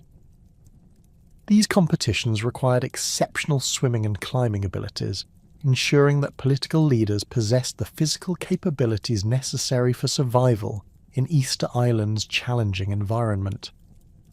The role of hereditary chiefs throughout Polynesian societies reflected fundamental beliefs about the divine nature of political authority and the connection between chiefly lineages and supernatural forces that controlled natural phenomena. Chiefs were understood to possess mana, a spiritual power that enabled them to influence weather patterns, ensure agricultural fertility, and provide protection from supernatural dangers. This divine authority was typically inherited through genealogical connections to founding ancestors who were believed to have descended from gods or to have achieved divine status through their exceptional accomplishments. The genealogical systems that legitimized chiefly authority throughout Polynesia represented sophisticated oral traditions that preserved historical information while serving essential political functions. These genealogies, often extending back 20 or 30 generations, provided legal frameworks for establishing territorial claims, succession rights, and social relationships between different chiefly lineages. The memorization and recitation of these genealogical traditions required specialized training and represented one of the most important intellectual achievements of Polynesian societies. Chiefly genealogies incorporated both historical information about actual ancestral figures and mythological narratives that connected human lineages to divine origins. The transition points between historical and mythological portions of these genealogies often marked significant cultural developments or migration episodes that shaped the development of particular island societies. The preservation of this information through oral tradition required remarkable memory skills and represented a form of historical documentation that rivals written records in its accuracy and detail. Social stratification in Polynesian societies typically included distinct classes of nobility, commoners, and in some societies specialized groups of artisans and religious practitioners who occupied intermediate positions in the social hierarchy. The nobility, consisting of individuals with direct genealogical connections to chiefly lineages, enjoyed privileges including access to the finest foods, elaborate clothing and ornaments, and exemption from manual labour. These privileges were balanced by responsibilities for community leadership, ceremonial obligations, and the maintenance of cultural traditions that required extensive knowledge and specialised skills. Commoners in Polynesian societies, while lacking the hereditary privileges of nobility, typically enjoyed considerable personal freedom and economic security within their communities. Most commoners owned land, participated in community decision-making processes, and had access to the resources necessary for maintaining comfortable lifestyles. The obligations of commoners to their chiefs typically involved providing labour for community projects, contributing to ceremonial feasts, and participating in military activities when necessary. But these obligations were balanced by chiefly responsibilities to provide protection and ensure community welfare. Specialised artisan classes developed in many Polynesian societies, particularly those with sufficient population density and resource abundance to support economic specialisation.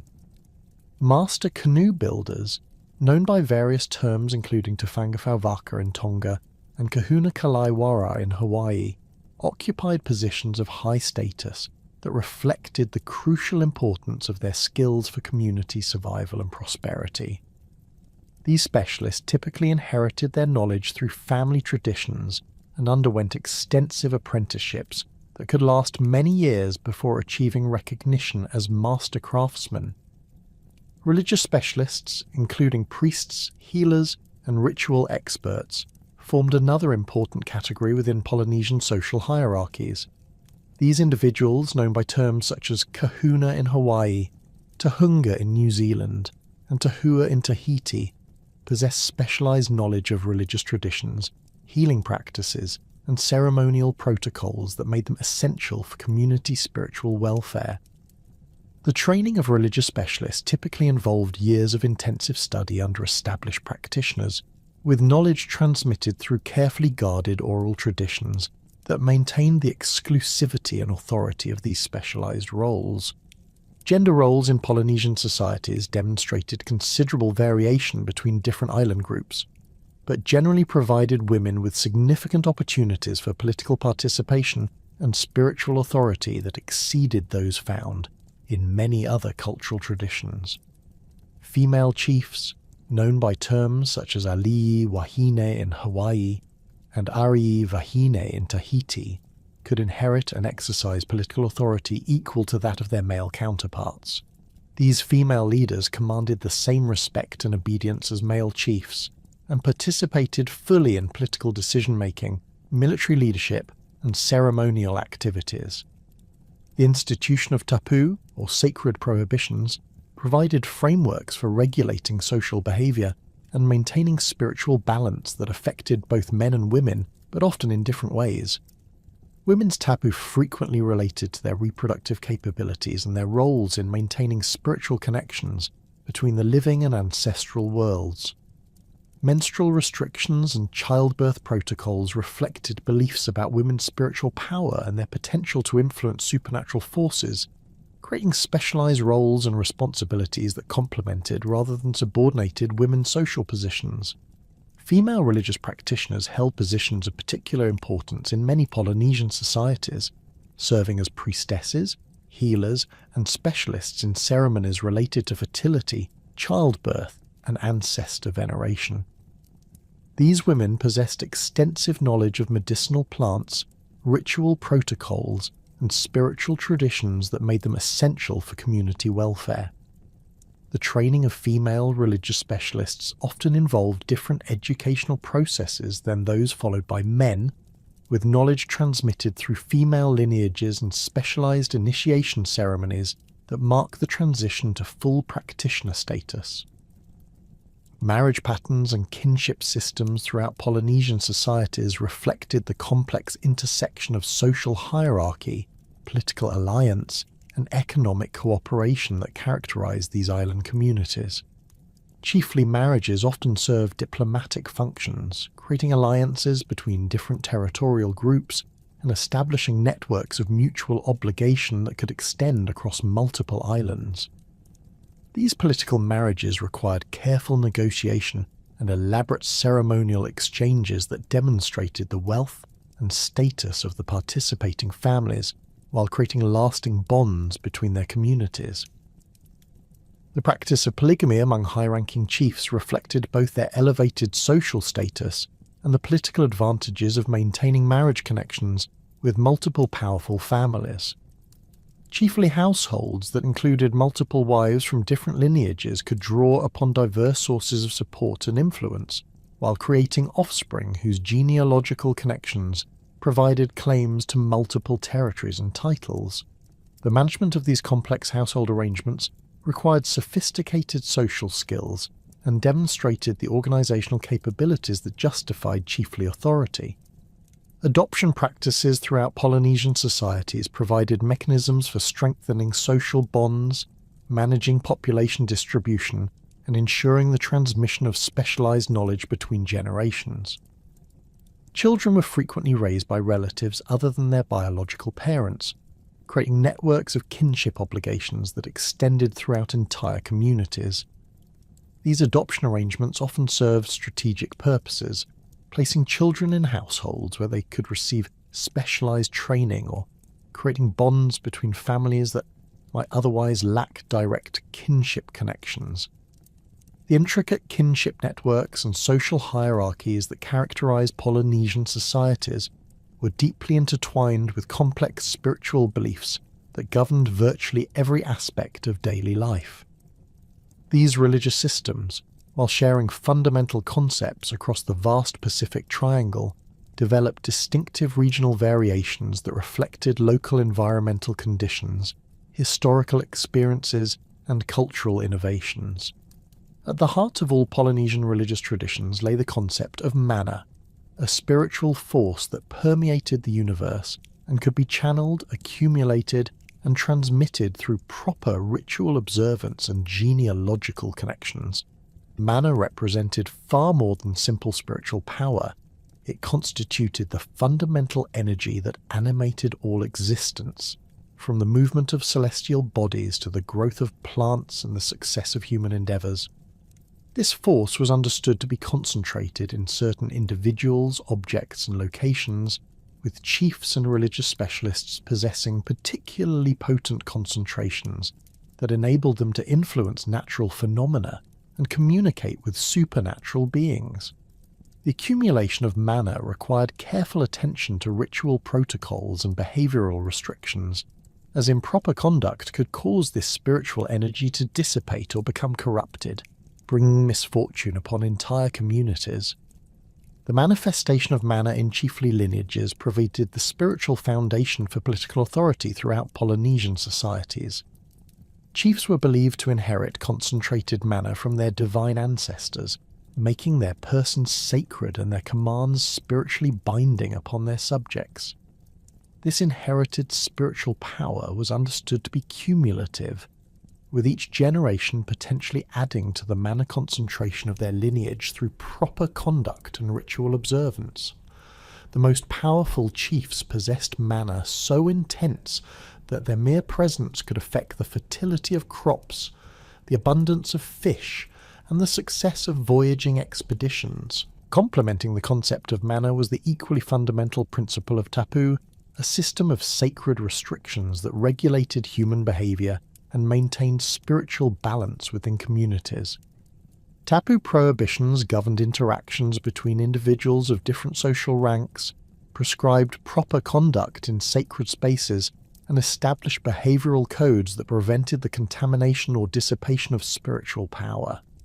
These restrictions were not arbitrary rules, but represented essential spiritual technologies that enabled Polynesian communities to harness and direct supernatural forces for their benefit. The complexity of tapu systems varied considerably between different island groups, with some societies developing elaborate codes that governed virtually every aspect of daily life, while others maintained more flexible approaches that emphasized general principles rather than specific prohibitions. In Hawaii, the kapu system reached extraordinary levels of detail, with restrictions governing everything from the foods that different social classes could consume to the postures that commoners must adopt when in the presence of high-ranking chiefs. Violations of these sacred prohibitions were believed to bring supernatural punishment that could affect entire communities, making strict observance essential for collective welfare. Tapu restrictions frequently centered around activities and locations associated with the gods and ancestral spirits, creating sacred spaces where normal social rules were suspended and supernatural forces could be safely contacted and propitiated. Temples and ceremonial grounds throughout Polynesia were surrounded by elaborate tapu protocols that governed who could enter these spaces, what activities could be performed within them, and what ritual preparations were necessary before approaching the gods. These restrictions served both practical and spiritual purposes, maintaining the sanctity of religious sites while ensuring that only properly prepared individuals could participate in dangerous supernatural communications. The worship of ancestral spirits formed another crucial component of Polynesian religious systems, with deceased family members and legendary figures continuing to play active roles in the lives of their descendants. These ancestral spirits, known by various terms including Akua Aumakua in Hawaii and Atua Tupuna in other Polynesian languages, served as intermediaries between the living and the divine realm, providing guidance, protection and assistance to their descendants in exchange for proper ritual attention and offerings. The maintenance of ancestral shrines and the performance of regular ceremonies honouring deceased relatives represented essential religious obligations that bound families together across generations. Ancestral veneration practices incorporated sophisticated understanding of genealogical relationships and their spiritual significance. with different ancestors providing different types of assistance based on their achievements during life and their position within family lineages. Ancestors who had been skilled navigators continued to provide guidance for voyaging expeditions, while those known for their agricultural expertise could ensure crop fertility and protection from natural disasters.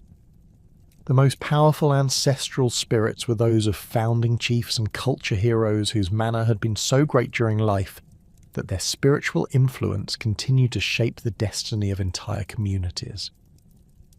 The physical manifestations of ancestral presence took various forms throughout Polynesian societies, including carved images, sacred stones, and natural features such as unusual trees or rock formations that were believed to house particular spirits. These ancestral shrines required regular maintenance and offerings, with family groups taking turns providing food, flowers, and other gifts that demonstrated continuing respect and ensured ongoing spiritual protection. The neglect of ancestral obligations was believed to result in withdrawal of spiritual support and potential punishment through illness, accident, or failure in important endeavours. Natural forces throughout the Pacific received recognition as manifestations of divine power that required careful propitiation and respectful interaction. Volcanic activity, particularly prominent in the Hawaiian Islands, was understood as the direct action of fire deities whose moods and intentions could be influenced through proper ceremonial observance. Pele, the Hawaiian volcano goddess, commanded elaborate ritual cycles that accompanied volcanic eruptions and the creation of new land through lava flows. Her priests monitored volcanic activity and performed ceremonies designed to direct lava flows away from populated areas, while ensuring that the goddess received appropriate recognition for her creative powers. Ocean deities received particular attention throughout Polynesian religious systems, reflecting the fundamental importance of maritime activities in island societies. Tangaroa, known by various names throughout different island groups, served as the primary ocean deity whose favour was essential for successful fishing, voyaging, and all other marine activities. Elaborate ceremonies preceded major voyaging expeditions, with offerings and prayers designed to ensure favourable winds, calm seas, and protection from the supernatural dangers that lurked in the vast Pacific waters. Weather deities controlled the wind and rain patterns that determined agricultural success and voyaging conditions throughout the Pacific. These supernatural beings required regular propitiation through ceremonies timed to coincide with seasonal changes and critical agricultural periods. The priests responsible for weather magic possessed detailed knowledge of meteorological patterns and seasonal variations that enabled them to predict and potentially influence climatic conditions through proper ritual procedures. Their ceremonies often incorporated elaborate dances and chants that mimicked natural phenomena while appealing to the deities for favourable conditions. Agricultural deities received extensive ritual attention throughout Polynesian societies, with elaborate ceremonies marking planting seasons, harvest periods, and other crucial agricultural activities. Lono, the Hawaiian deity associated with fertility and peaceful pursuits, commanded major ceremonial cycles that coincided with the rainy season when agricultural activities intensified. These ceremonies incorporated competitive games, feasting, and tribute presentations that celebrated agricultural abundance while ensuring continued divine favour for future growing seasons. The mythological traditions that preserved and transmitted Polynesian religious knowledge incorporated sophisticated narratives that served multiple functions as entertainment, historical record, and spiritual instruction. These stories, passed down through generations of skilled storytellers, contain detailed information about the origins of the universe, the genealogies of gods and heroes, and the proper relationships between humans and supernatural forces. The complexity and internal consistency of these mythological systems demonstrate remarkable intellectual achievements that rival any written religious literature in their sophistication and depth. Creation stories throughout Polynesia shared fundamental themes while incorporating regional variations that reflected local environmental conditions and cultural experiences. Most Polynesian creation myths began with primordial darkness or void from which divine beings emerged through processes of separation, generation, or spontaneous manifestation. The creation of land, sea, and sky typically involved conflicts or collaborations between these primordial deities, with different versions emphasizing different aspects of cosmic organization and divine relationships. The emergence of humans within these creation narratives usually occurred through divine intervention or the transformation of existing materials through supernatural power. Some traditions describe the creation of the first humans from clay, sand, or other earth materials, while others portrayed human origins as resulting from unions between gods and earlier created beings. These origin stories provided not only explanations for human existence, but also genealogical frameworks that connected contemporary populations to divine ancestors and justified social hierarchies based on proximity to original divine sources. The exploits of culture heroes, particularly the widespread Maui cycle, provided mythological explanations for natural phenomena while celebrating human ingenuity and courage in confronting supernatural challenges. Maui, known throughout Polynesia by various names and attributed with different specific achievements, represented the archetypal trickster hero whose cleverness and determination enabled him to obtain benefits for humanity through outwitting gods and supernatural beings. His legendary accomplishments included fishing up islands from the ocean floor, slowing the sun's passage across the sky to provide more daylight for human activities, and obtaining fire for human use from the underworld. The Maui legends incorporated sophisticated understanding of natural phenomena while providing entertaining narratives that could be adapted to different local conditions and cultural needs. The story of Maui fishing up islands provided mythological explanations for the geological origins of different archipelagos while celebrating the importance of fishing and voyaging skills in Polynesian society.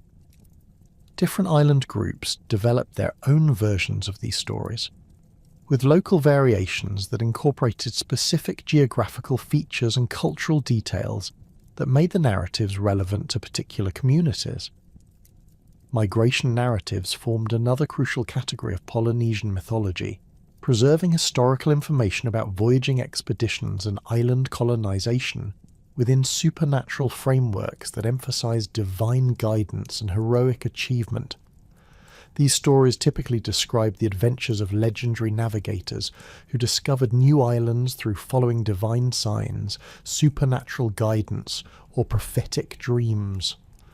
The incorporation of accurate geographical and navigational information within these mythological narratives suggests that they preserve genuine historical memories of actual voyaging expeditions, while embedding this information within spiritual frameworks that emphasize the sacred nature of Pacific exploration. The genealogical connections between mythological figures and historical chiefs provided frameworks for understanding political authority and social hierarchy that extended back to divine origins. These genealogical traditions, often extending through dozens of generations, connected contemporary rulers to legendary heroes and ultimately to the gods themselves. The memorization and recitation of these genealogies required specialized training and represented one of the most sophisticated intellectual achievements of Polynesian oral traditions. Religious practices throughout Polynesia incorporated elaborate ceremonial complexes that served as focal points for community spiritual activities and demonstrations of collective devotion to the gods. These mare, heiau, me'ai, and other ceremonial structures represented massive investments of community labour and resources that created permanent sacred spaces where humans could safely interact with supernatural forces. The construction of these complexes required sophisticated understanding of engineering principles, astronomical alignments, and ritual requirements that demonstrated the advanced technical capabilities of Polynesian societies. The architectural features of Polynesian ceremonial complexes varied considerably between different island groups, while sharing fundamental design principles that reflected common religious concepts and ritual needs. Stone platforms provided elevated spaces where offerings could be presented and ceremonies performed, while enclosing walls created sacred boundaries that separated ritual activities from ordinary daily life. Specialized structures within these complexes included altars for different types of offerings, houses for religious specialists, and gathering areas where community members could observe and participate in ceremonial activities. Human sacrifice, practiced in some Polynesian societies during certain types of ceremonies, represented the ultimate offering that could be presented to the gods during critical situations requiring maximum supernatural intervention.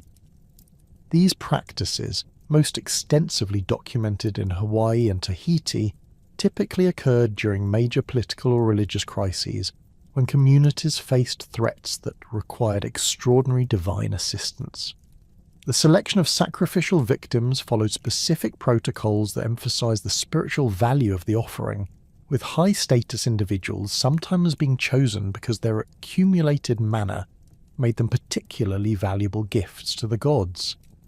The ceremonial protocols surrounding human sacrifice incorporated elaborate rituals designed to ensure that these offerings achieved their intended spiritual effects, while protecting the community from supernatural dangers associated with taking human life. Priests responsible for conducting these ceremonies possessed specialized knowledge of the ritual procedures necessary for properly presenting human offerings, while maintaining their own spiritual safety and that of their communities. The locations where these sacrifices occurred became permanently sacred spaces that required ongoing ritual attention and careful management to prevent spiritual contamination. Funeral practices throughout Polynesian societies reflected complex beliefs about the nature of death and the continuing existence of spirits after physical death. These rituals served multiple purposes, including ensuring the safe passage of deceased individuals to the ancestral realm, preventing spiritual harm to surviving family members, and establishing the ongoing relationships between the living and the dead that would characterize ancestral veneration practices. The elaborate nature of many Polynesian funeral ceremonies demonstrated the importance placed on proper death rituals and their role in maintaining spiritual balance within communities. The treatment of chiefly remains often involved mummification or other preservation techniques that maintained physical connections to powerful ancestral spirits, while creating sacred objects that could serve as focal points for ongoing ritual attention. In Hawaii, the bones of high-ranking chiefs were carefully cleaned and preserved in special bundles that were hidden in secret caves or other protected locations.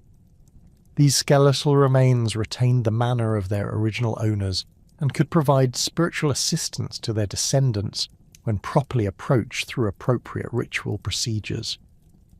The role of religious specialists in maintaining and transmitting spiritual knowledge represented one of the most crucial functions in Polynesian societies, as these individuals served as intermediaries between human communities and the supernatural forces that governed their welfare. These Tohunga, Kahuna, Tahuwa, and other ritual experts underwent extensive training that could span decades and involved mastering complex bodies of knowledge including genealogies, ritual procedures, astronomical observations, and healing practices. Their expertise was essential for conducting the elaborate ceremonies that maintained proper relationships with gods and ancestors, while ensuring community spiritual welfare. The training of religious specialists typically began in childhood, with the identification of individuals who showed particular aptitude for spiritual matters, or who belonged to families with hereditary obligations to provide ritual services. These candidates underwent rigorous educational programs that involved memorizing vast amounts of oral tradition, learning complex ritual procedures, and developing the spiritual sensitivity necessary for communicating with supernatural beings. The completion of this training was marked by initiation ceremonies that formally recognized the new practitioner's authority and established their position within the community's spiritual hierarchy. The sophisticated religious and ceremonial systems that governed Polynesian spiritual life found their most tangible expression through an extraordinary flowering of artistic traditions that transformed everyday objects into vessels of cultural meaning and aesthetic achievement. These artistic expressions, ranging from monumental stone sculptures to intricate personal ornaments, represented far more than decorative embellishment. They served as repositories of cultural knowledge, markers of social identity, and conduits for spiritual power that connected human communities with their ancestral heritage and divine origins.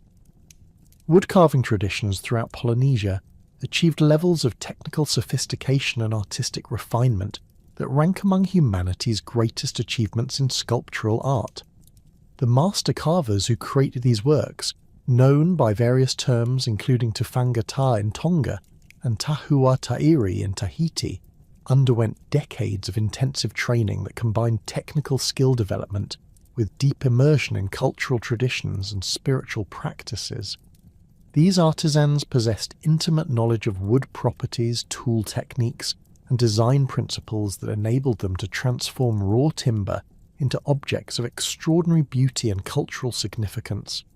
The selection of appropriate wood species for different types of carving projects required extensive botanical knowledge and understanding of how different timber characteristics affected both the carving process and the final product's durability and appearance.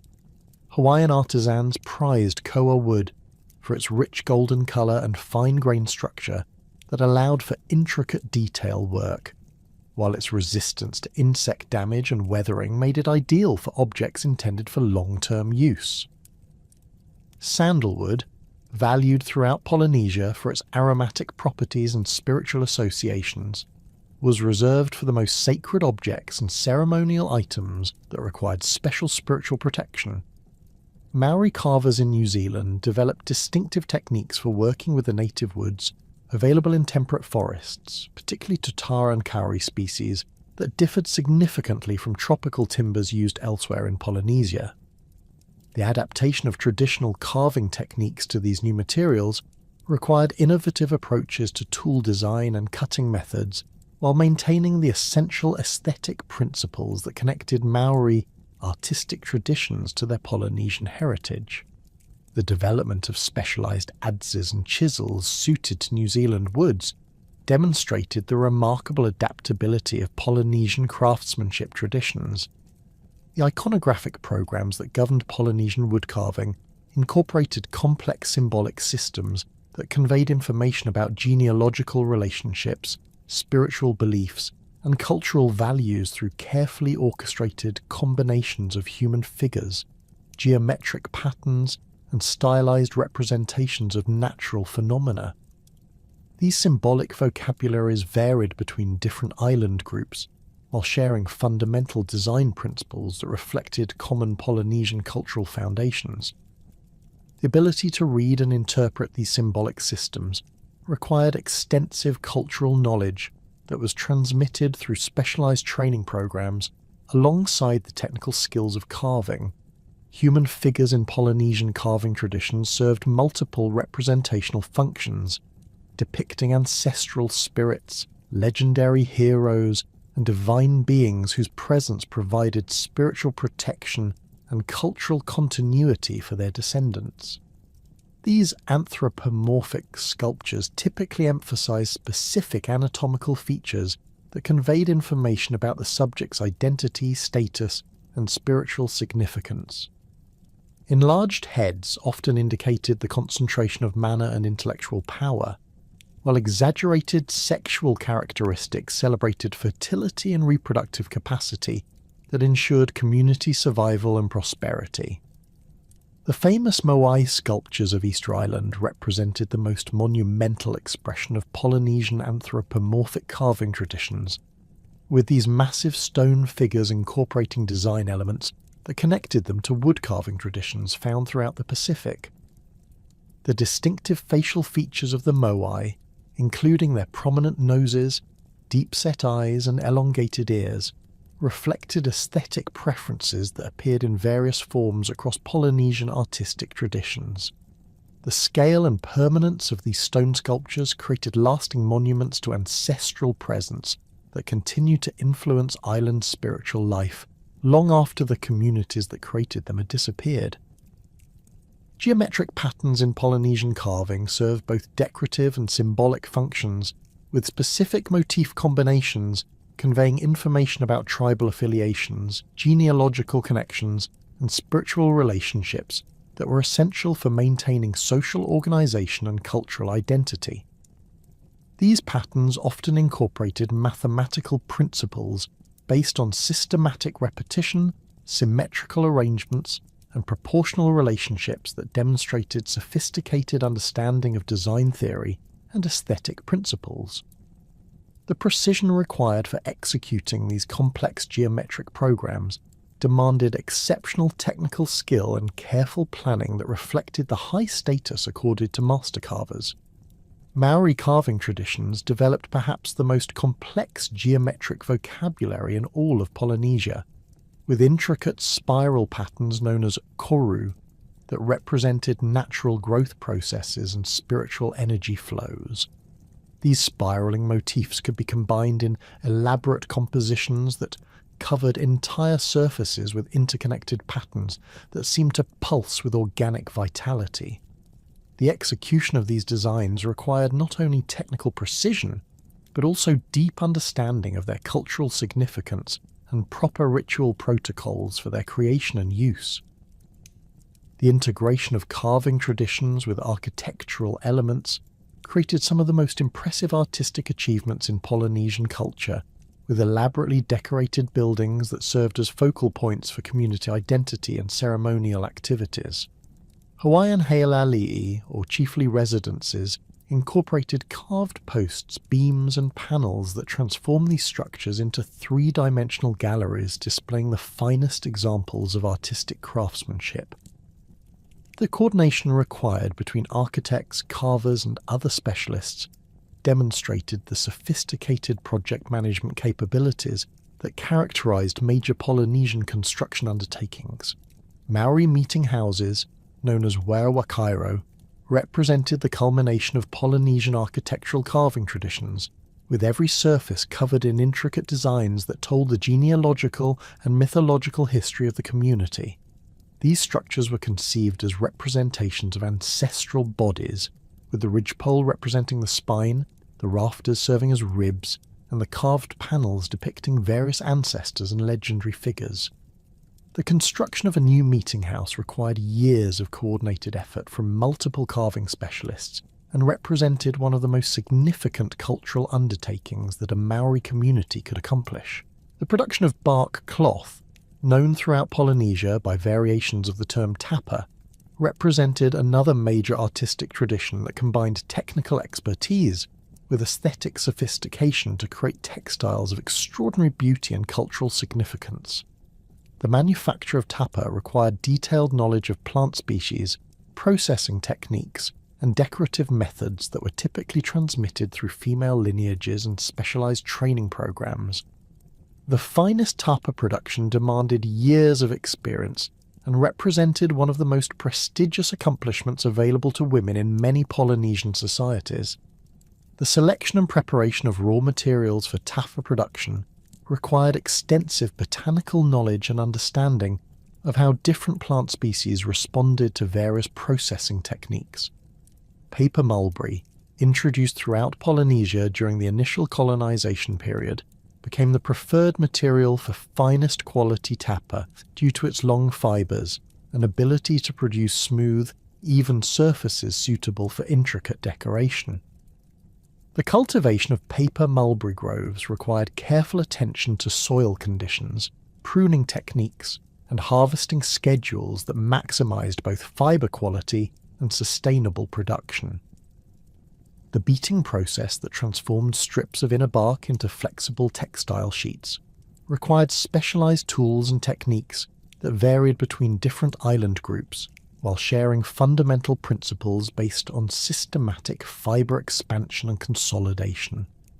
Wooden beaters, carved with distinctive groove patterns that created characteristic textures in the finished cloth, represented sophisticated tools that combined functional efficiency with aesthetic considerations. The rhythm and technique of the beating process required years of practice to master and often incorporated musical elements that made the work more enjoyable while ensuring consistent results. Hawaiian kapa production achieved extraordinary levels of refinement, with the finest examples featuring paper-thin sheets that rivaled silk in their delicacy and smoothness.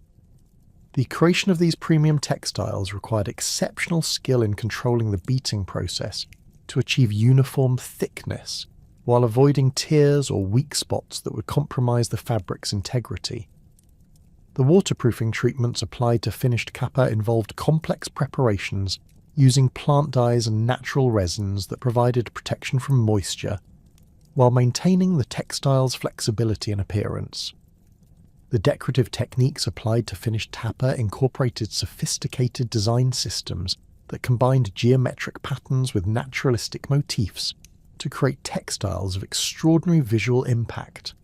Stamping techniques using carved wooden blocks or bamboo implements allowed for the rapid application of repeated patterns across large textile surfaces, while hand-painting methods enabled the creation of unique designs that reflected individual artistic vision and cultural themes. The coordination of these different decorative approaches required careful planning and exceptional technical skill to achieve harmonious overall compositions. Fijian masi production developed distinctive characteristics that reflected the unique cultural synthesis that occurred in these islands at the western edge of Polynesian expansion.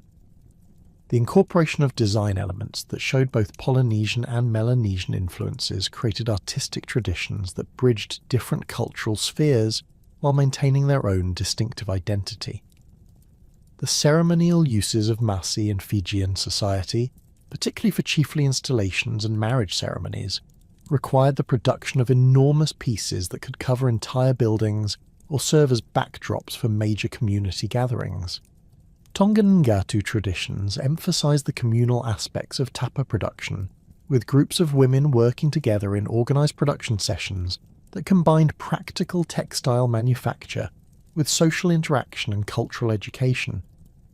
These collaborative work sessions, known as kautaha, provided opportunities for the transmission of technical knowledge while reinforcing social bonds and community solidarity. The finished Ngatu products were often presented as gifts during important ceremonies, creating networks of reciprocal obligation that extended throughout Tongan society and beyond to other island groups. Tattooing traditions throughout Polynesia represented perhaps the most intimate form of artistic expression, transforming the human body into a canvas for displaying cultural identity, social status, and spiritual beliefs through permanent decorative modifications that accompanied individuals throughout their lives. The practice of tattooing, known by variations of the Polynesian term tatau, required specialized knowledge of design systems, technical procedures, and cultural protocols that made tattoo artists among the most respected specialists in their communities.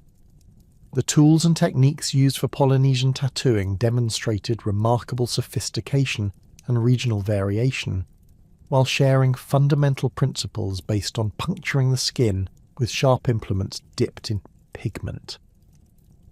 Traditional tattooing implements, constructed from materials including bone, shell, and metal when available, were carefully designed to create specific line qualities and shading effects that contributed to the overall aesthetic impact of the finished designs.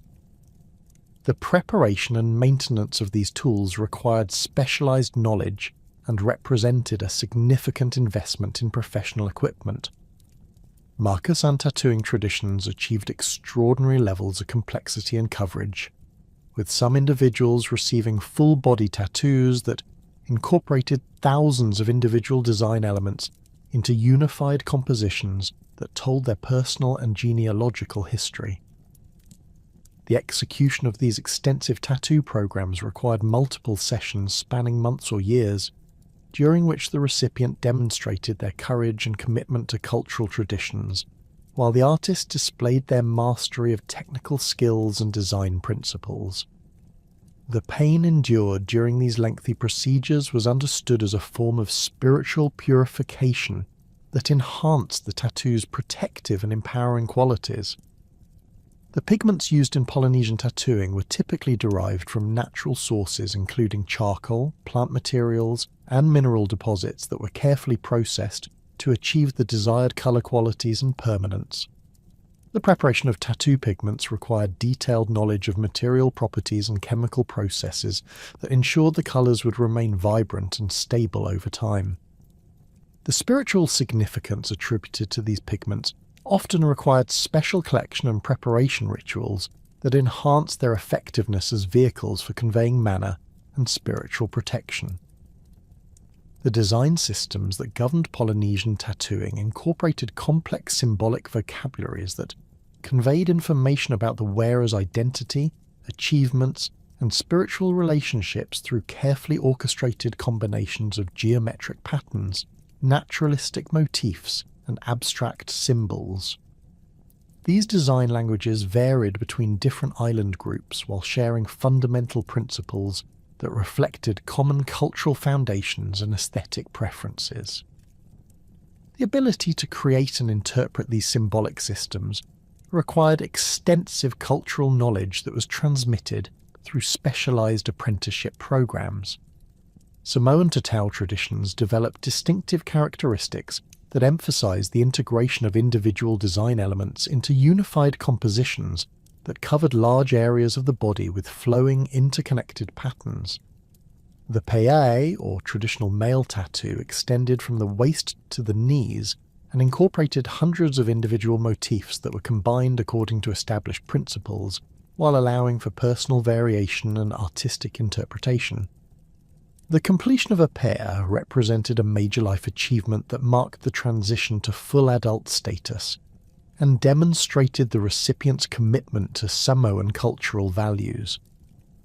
The social and ceremonial contexts surrounding tattooing practices throughout Polynesia reflected the profound cultural significance of these permanent body modifications and their role in marking important life transitions and social relationships.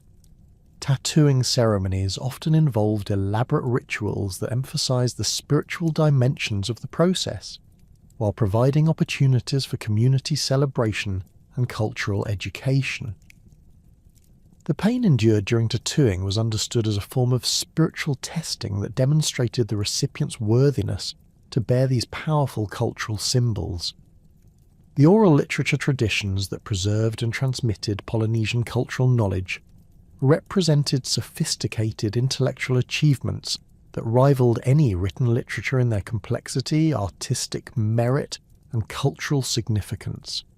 These oral traditions encompassed multiple genres including genealogical chants, epic narratives, ceremonial songs, and instructional recitations that served various functions within Polynesian societies while maintaining the cultural knowledge necessary for community survival and prosperity. Genealogical chants formed the foundation of Polynesian oral literature, preserving detailed information about family relationships, territorial claims, and historical events within poetic structures that aided memorization and transmission across generations. These chants, known by various terms including Mele Koihonua in Hawaii and Pehetaumu in Tahiti, could extend for hours and contained precise information about hundreds of individuals and their relationships to contemporary community members. The accuracy of these genealogical traditions was essential for maintaining social organization and political legitimacy within Polynesian societies. Epic narratives celebrating the exploits of legendary heroes and culture figures provided entertainment while transmitting cultural values and historical information through engaging storylines that captured audience attention and imagination. The Maui cycle, found throughout Polynesia with regional variations, represented one of the most widespread and enduring of these epic traditions, with stories that explained natural phenomena while celebrating human ingenuity and determination. The performance of these narratives required exceptional memory skills and dramatic ability that made accomplished storytellers among the most valued cultural specialists in their communities.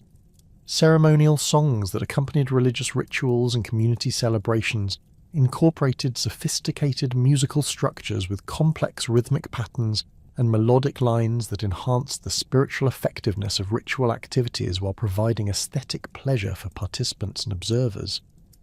These songs often included esoteric language and symbolic references that required specialized knowledge to fully understand, making them vehicles for transmitting religious and cultural information to initiated community members while maintaining their mystery and power. The architectural traditions that developed throughout Polynesian societies demonstrated remarkable adaptation to diverse environmental conditions, while maintaining essential design principles that reflected common cultural values and practical requirements.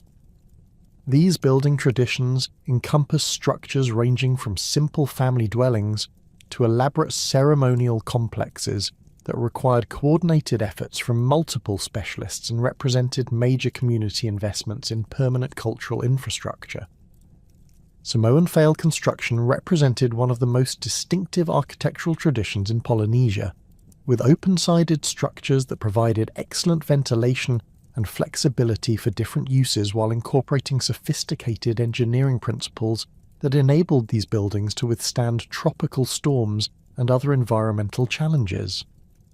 The curved roof profiles of traditional fail required expert knowledge of structural mechanics and material science that enabled builders to create stable, durable structures using only organic materials and traditional joining techniques. Hawaiian heiau architecture incorporated massive stone construction that created permanent ceremonial spaces capable of accommodating large community gatherings, while providing appropriate settings for elaborate religious rituals. The precision of stone fitting in the largest heiau demonstrated advanced understanding of engineering principles and construction techniques that enabled these structures to survive centuries of weathering and seismic activity. The astronomical alignments incorporated into many heiau designs reflected sophisticated knowledge of celestial phenomena and their cultural significance. Maori architectural traditions adapted traditional Polynesian building principles to the temperate conditions and different materials available in New Zealand, creating distinctive structures that maintained cultural continuity while responding to new environmental challenges. The development of specialized techniques for working with New Zealand timbers and the incorporation of elaborate carving programs into architectural elements demonstrated the remarkable adaptability of Polynesian cultural traditions and their capacity for innovation within established frameworks. The artistic achievements and sophisticated cultural systems that had flourished across Polynesian societies for over a millennium would face their greatest challenge with the arrival of European explorers beginning in the 16th century. These initial contacts, starting with Spanish expeditions searching for new trade routes and territorial claims, marked the beginning of a catastrophic period that would fundamentally alter the trajectory of Polynesian civilization and leave lasting scars that persist to this day. The first documented European encounter with Polynesian populations occurred in 1521 when Ferdinand Magellan's expedition reached Guam in the Mariana Islands, though these islands lay at the western periphery of the Polynesian cultural sphere. The Spanish crew's initial interactions with the Chamorro people established patterns of misunderstanding, conflict, and cultural arrogance that would characterize European-Polynesian relations for centuries. Magellan's men, exhausted from months at sea and desperately short of provisions, interpreted Chamorro curiosity about European goods as theft, leading to violent confrontations that resulted in numerous indigenous deaths and the burning of several villages. Spanish exploration continued sporadically throughout the 16th and early 17th centuries, with expeditions led by Alvaro de Mendana encountering the Marquesas Islands in 1595 and the Santa Cruz Islands in 1606. These voyages, motivated primarily by Spanish desires to establish Pacific trade routes and locate the mythical southern continent, brought devastating consequences for the Polynesian populations they encountered. Mendana's crew, suffering from scurvy and other diseases, carried pathogens to which Polynesian populations had no immunity, initiating epidemic cycles that would decimate island communities long after the Spanish ships had departed. The Spanish encounters with Marquesan populations demonstrated the profound cultural misunderstandings that characterized early European-Polynesian contact. Spanish explorers, operating within European frameworks of territorial possession and resource extraction, failed to comprehend the complex social protocols and spiritual beliefs that governed Polynesian interactions with strangers. Their attempts to claim islands for the Spanish crown through formal ceremonies conducted in Latin held no meaning for Polynesian observers, while their demands for provisions and water violated traditional protocols for guest-host relationships that had regulated inter-island contact for centuries. Dutch exploration under Abel Tasman in 1642 to 1643 brought European contact to New Zealand and Tonga, introducing new patterns of interaction that combined commercial interests with scientific curiosity. Tasman's encounters with Maori populations in New Zealand's South Island resulted in violent clashes that left several Dutch sailors dead and convinced European authorities that Pacific Islanders were inherently hostile and dangerous. These initial impressions, recorded in official Dutch reports and widely circulated throughout European maritime circles, established negative stereotypes about Polynesian peoples that influenced subsequent European policies and attitudes. The Dutch approach to Pacific exploration emphasized commercial opportunities and strategic positioning rather than territorial conquest, but their interactions with Polynesian populations proved equally destructive. Dutch trading practices, based on European concepts of individual ownership and market exchange, conflicted fundamentally with Polynesian gift-giving traditions and collective resource management systems. These economic misunderstandings led to conflicts that often escalated into violence, as European demands for exclusive trading rights violated traditional Polynesian principles of reciprocal exchange and community solidarity. British exploration under Captain James Cook between 1768 and 1779 marked a new phase of European Polynesian contact that combined scientific objectives with imperial ambitions. Cook's 3 Pacific voyages brought sustained European presence to major Polynesian archipelagos, including Tahiti, Hawaii, New Zealand, and Tonga, establishing patterns of interaction that would profoundly influence subsequent colonial relationships. The detailed ethnographic observations recorded by Cook and his crew provided Europeans with their first systematic knowledge of Polynesian societies, but these accounts were filtered through European cultural assumptions that often misrepresented or oversimplified complex indigenous institutions.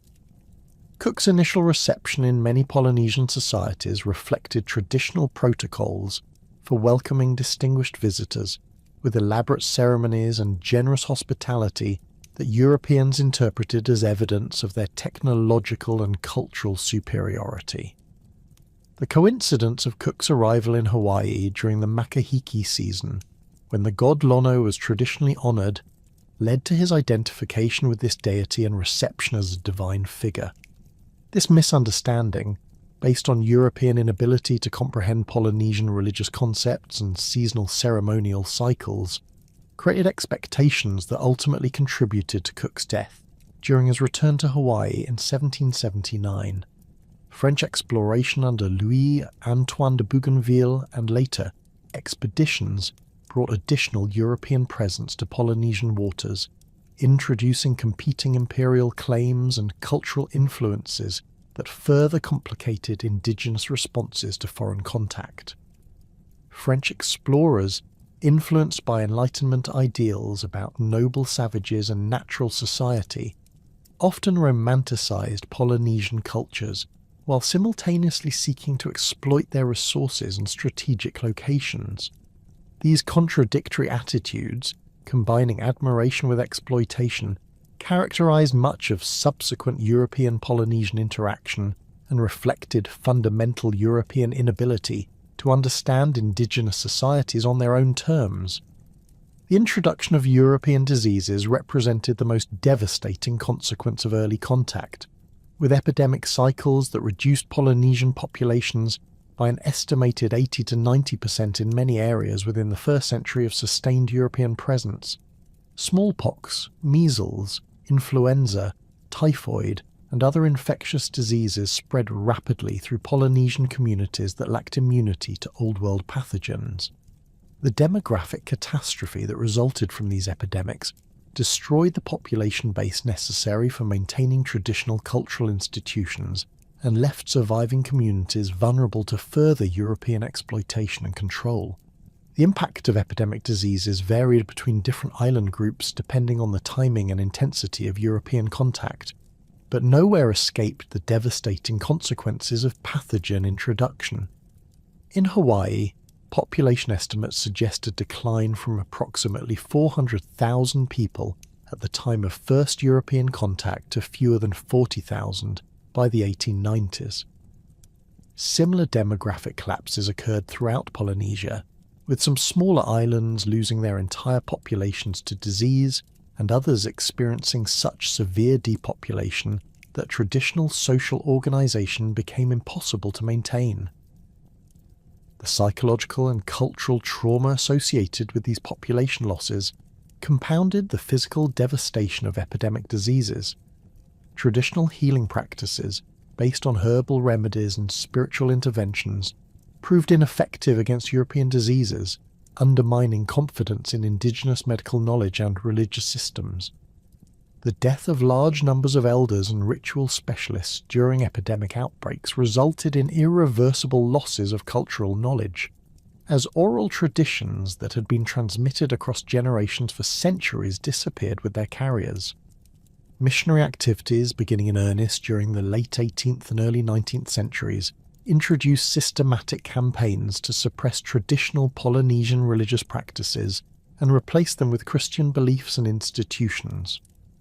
Protestant missionaries from the London Missionary Society established themselves in Tahiti in 1797, followed by American Protestant missions in Hawaii beginning in 1820 and various Catholic missions throughout the Pacific during the mid-19th century. These missionary efforts, while often motivated by genuine religious conviction and humanitarian concerns, resulted in deliberate destruction of indigenous spiritual traditions and cultural practices. The missionary assault on traditional Polynesian religion involved systematic destruction of temples, sacred objects, and ceremonial sites that had served as focal points for community spiritual life for over a millennium. In Hawaii, the arrival of American missionaries coincided with the indigenous abolition of the kapu system in 1819, creating a spiritual vacuum that missionaries rushed to fill with Christian doctrine. The burning of carved images, dismantling of heiau complexes, and prohibition of traditional ceremonies eliminated the physical infrastructure that had supported Polynesian religious practices while criminalizing the spiritual beliefs that had provided meaning and structure to indigenous life. The suppression of traditional cultural practices extended beyond religious activities to encompass virtually every aspect of Polynesian social organization and artistic expression. Missionaries condemned traditional dances as immoral, prohibited the wearing of traditional clothing as indecent, and banned the practice of tattooing as barbaric. These cultural prohibitions, enforced through legal codes imposed by newly converted indigenous rulers, severed connections between contemporary Polynesian populations and their ancestral traditions, while creating shame and confusion about indigenous identity and heritage. The introduction of written languages through missionary translation projects, while preserving some aspects of Polynesian oral traditions, fundamentally altered the nature of cultural transmission and knowledge preservation. The reduction of complex oral literatures to written texts eliminated the performative dimensions of traditional storytelling while imposing European linguistic categories and religious interpretations on indigenous narratives. Missionary translations of the Bible into Polynesian languages introduced foreign concepts and theological frameworks that gradually displaced indigenous spiritual vocabularies and worldviews. Educational systems established by missionaries emphasized European cultural values and practical skills, while systematically devaluing indigenous knowledge and learning traditions. Mission schools taught literacy in European languages, European history and geography, and Christian theology, while prohibiting the use of indigenous languages and the transmission of traditional knowledge. These educational policies created generations of Polynesian children who were alienated from their ancestral cultures while being inadequately prepared for successful integration into European-dominated societies. Colonial exploitation of Polynesian resources and labour intensified throughout the 19th century as European and American commercial interests established permanent operations throughout the Pacific. The sandalwood trade in Hawaii during the early 1800s depleted these valuable forests while creating debt relationships that bound Hawaiian chiefs to American merchants and undermined traditional resource management systems. Similar patterns of resource extraction occurred throughout Polynesia, with European traders exploiting everything from pearl shell to coconut oil, while offering manufactured goods that created dependency relationships and disrupted traditional economic systems. The whaling industry brought thousands of European and American sailors to Polynesian ports during the mid-19th century, creating demand for provisions, repairs, and entertainment that fundamentally altered island economies and social relationships. Whaling ships required fresh food, water, and supplies that Polynesian communities provided in exchange for metal tools, firearms, and other manufactured goods. These commercial relationships introduced market economics based on individual profit rather than collective welfare, undermining traditional systems of reciprocal exchange and community resource sharing. Labour recruitment for overseas plantations, particularly in Peru and Australia, removed substantial numbers of young Polynesian men from their home communities during the mid-19th century. These recruiting operations, often conducted through deception or coercion, transported Polynesian workers to foreign plantations, where they faced harsh working conditions, cultural isolation, and limited opportunities for return. The demographic impact of this labour recruitment compounded the population losses from epidemic diseases, while removing productive individuals essential for maintaining traditional economic and social systems. Land appropriation by European settlers and commercial enterprises eliminated the territorial base necessary for traditional Polynesian subsistence and social organisation. Colonial governments, established through treaties that Polynesian leaders often signed without understanding their implications, imposed European concepts of individual land ownership that conflicted fundamentally with traditional systems of collective resource management. The privatization of land that had been managed communally for centuries created opportunities for European acquisition, while leaving indigenous populations without access to the resources necessary for maintaining their traditional lifestyles. The imposition of European political and legal systems replaced traditional Polynesian governance structures with institutions designed to serve colonial interests rather than indigenous needs. Colonial administrators, operating with limited understanding of traditional Polynesian political organisation, established centralised bureaucracies that concentrated power in colonial capitals while marginalising traditional chiefs and community leaders. These new political systems emphasized individual rights and responsibilities rather than collective obligations, undermining the social solidarity that had enabled Polynesian communities to thrive in challenging island environments. European legal codes, imposed throughout Polynesian territories during the 19th century, criminalized traditional practices while establishing new categories of prohibited behavior that reflected European rather than indigenous values. Traditional forms of conflict resolution, based on restoration of social harmony through compensation and ritual reconciliation, were replaced by punitive justice systems that emphasized punishment rather than community healing. These legal changes eliminated traditional mechanisms for maintaining social order while creating new forms of social control that served colonial rather than indigenous interests. The introduction of European economic systems based on wage labour, private property and market exchange fundamentally altered traditional Polynesian relationships between people and resources. Traditional subsistence economies that had sustained Polynesian communities for over a millennium were gradually replaced by cash economies that required participation in colonial labour markets and dependence on imported goods. These economic changes eliminated the self-sufficiency that had enabled Polynesian communities to maintain their independence, while creating new forms of dependency that served colonial economic interests. Colonial taxation systems imposed new financial obligations on Polynesian populations, while providing few benefits that served indigenous interests. Tax requirements forced Polynesian communities to participate in cash economies, even when traditional subsistence systems could adequately meet their needs, creating artificial scarcity and dependency relationships that benefited colonial administrators and European merchants. The inability to pay colonial taxes often resulted in land confiscation or forced labour that further undermined traditional economic systems and social organisation.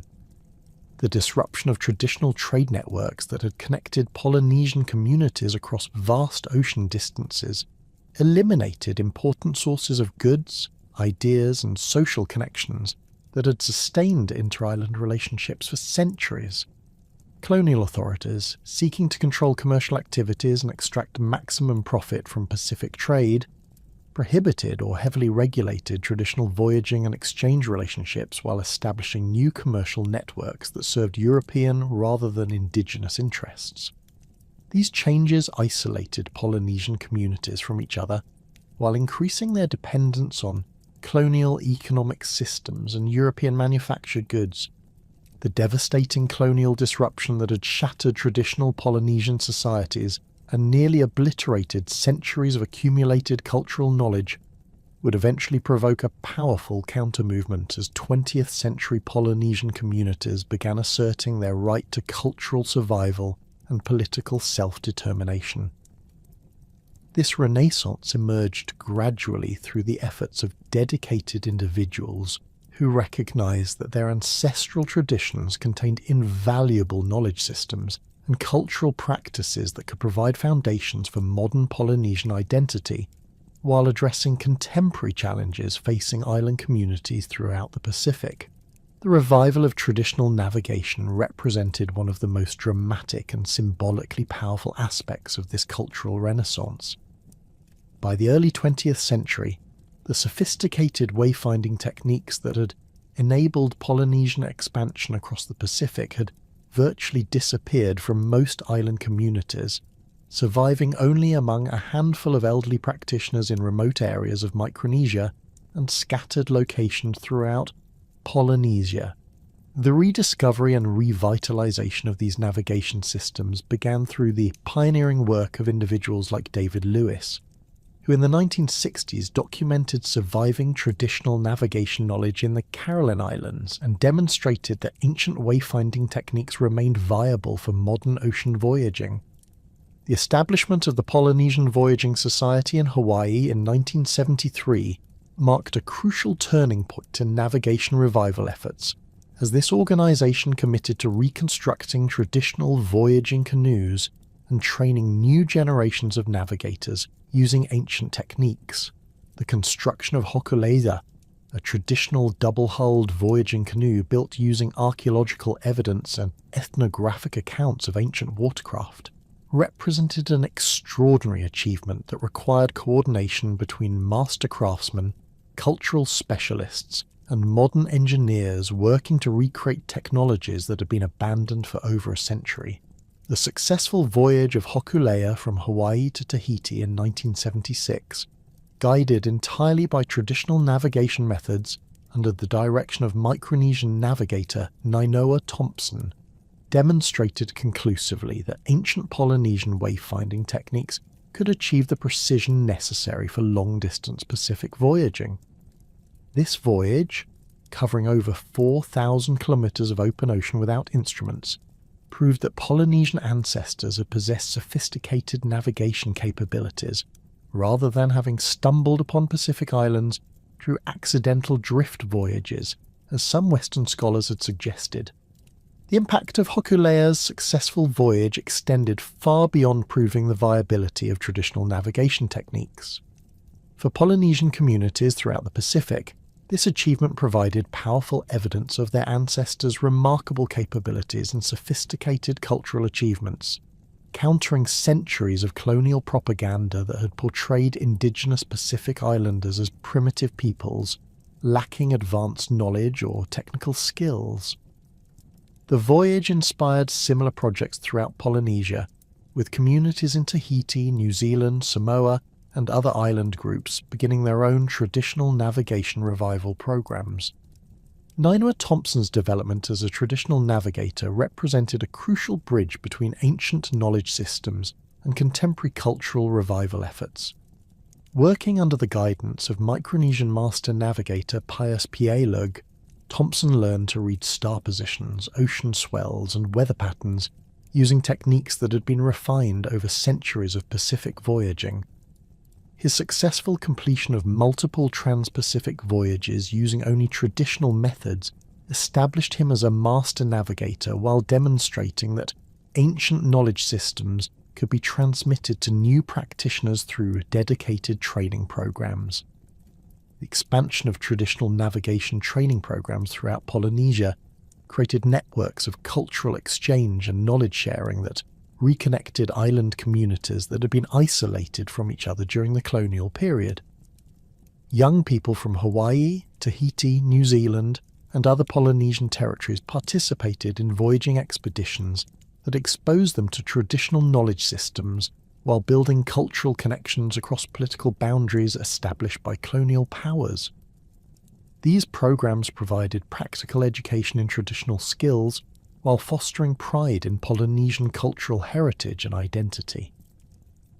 Language preservation efforts represented another crucial component of the 20th century Polynesian cultural renaissance, as communities recognized that their indigenous languages contained irreplaceable repositories of traditional knowledge and cultural understanding. By the mid-20th century, most Polynesian languages faced severe decline as colonial education systems had successfully discouraged their use while promoting European languages as essential for economic advancement and social mobility. The recognition that language loss threatened the survival of traditional knowledge systems motivated comprehensive revitalization programs throughout Polynesian communities. The Hawaiian language revitalization movement, beginning in earnest during the 1970s, demonstrated how coordinated community efforts could reverse language decline and restore indigenous languages to active use in contemporary settings. The establishment of Hawaiian language immersion schools, known as Punana Leo, provided educational environments where children could develop fluency in Hawaiian while receiving instruction in traditional cultural knowledge and contemporary academic subjects. These programs proved that indigenous languages could serve as effective vehicles for modern education, while preserving cultural knowledge that was embedded in traditional linguistic structures. Maori language revitalization in New Zealand followed similar principles, but operated on a larger scale due to New Zealand's substantial indigenous population and relatively strong political position of Maori communities within the modern state. The establishment of Maori language immersion schools, known as Kura Kaupapa Maori, create educational pathways that enabled Maori children to develop fluency in their ancestral language while receiving comprehensive education that prepared them for success in contemporary New Zealand society. These programs demonstrated that Indigenous language education could produce graduates who were both culturally grounded and academically competitive. The development of Indigenous language broadcasting and media programs provided additional support for language revitalization efforts while creating new contexts for traditional knowledge transmission. Radio and television programs conducted entirely in Polynesian languages expose community members to their ancestral languages while providing information about traditional cultural practices, contemporary political issues, and community events. These media programs proved particularly effective for reaching adult community members who had limited opportunities for formal language education, but wanted to reconnect with their cultural heritage.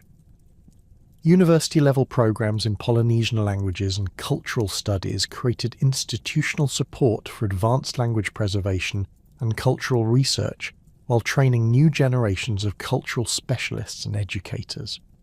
The establishment of Hawaiian studies programs at the University of Hawaii and Maori studies programs at New Zealand universities provided academic frameworks for systematic investigation of traditional knowledge systems while creating career pathways for individuals committed to cultural preservation and revitalization.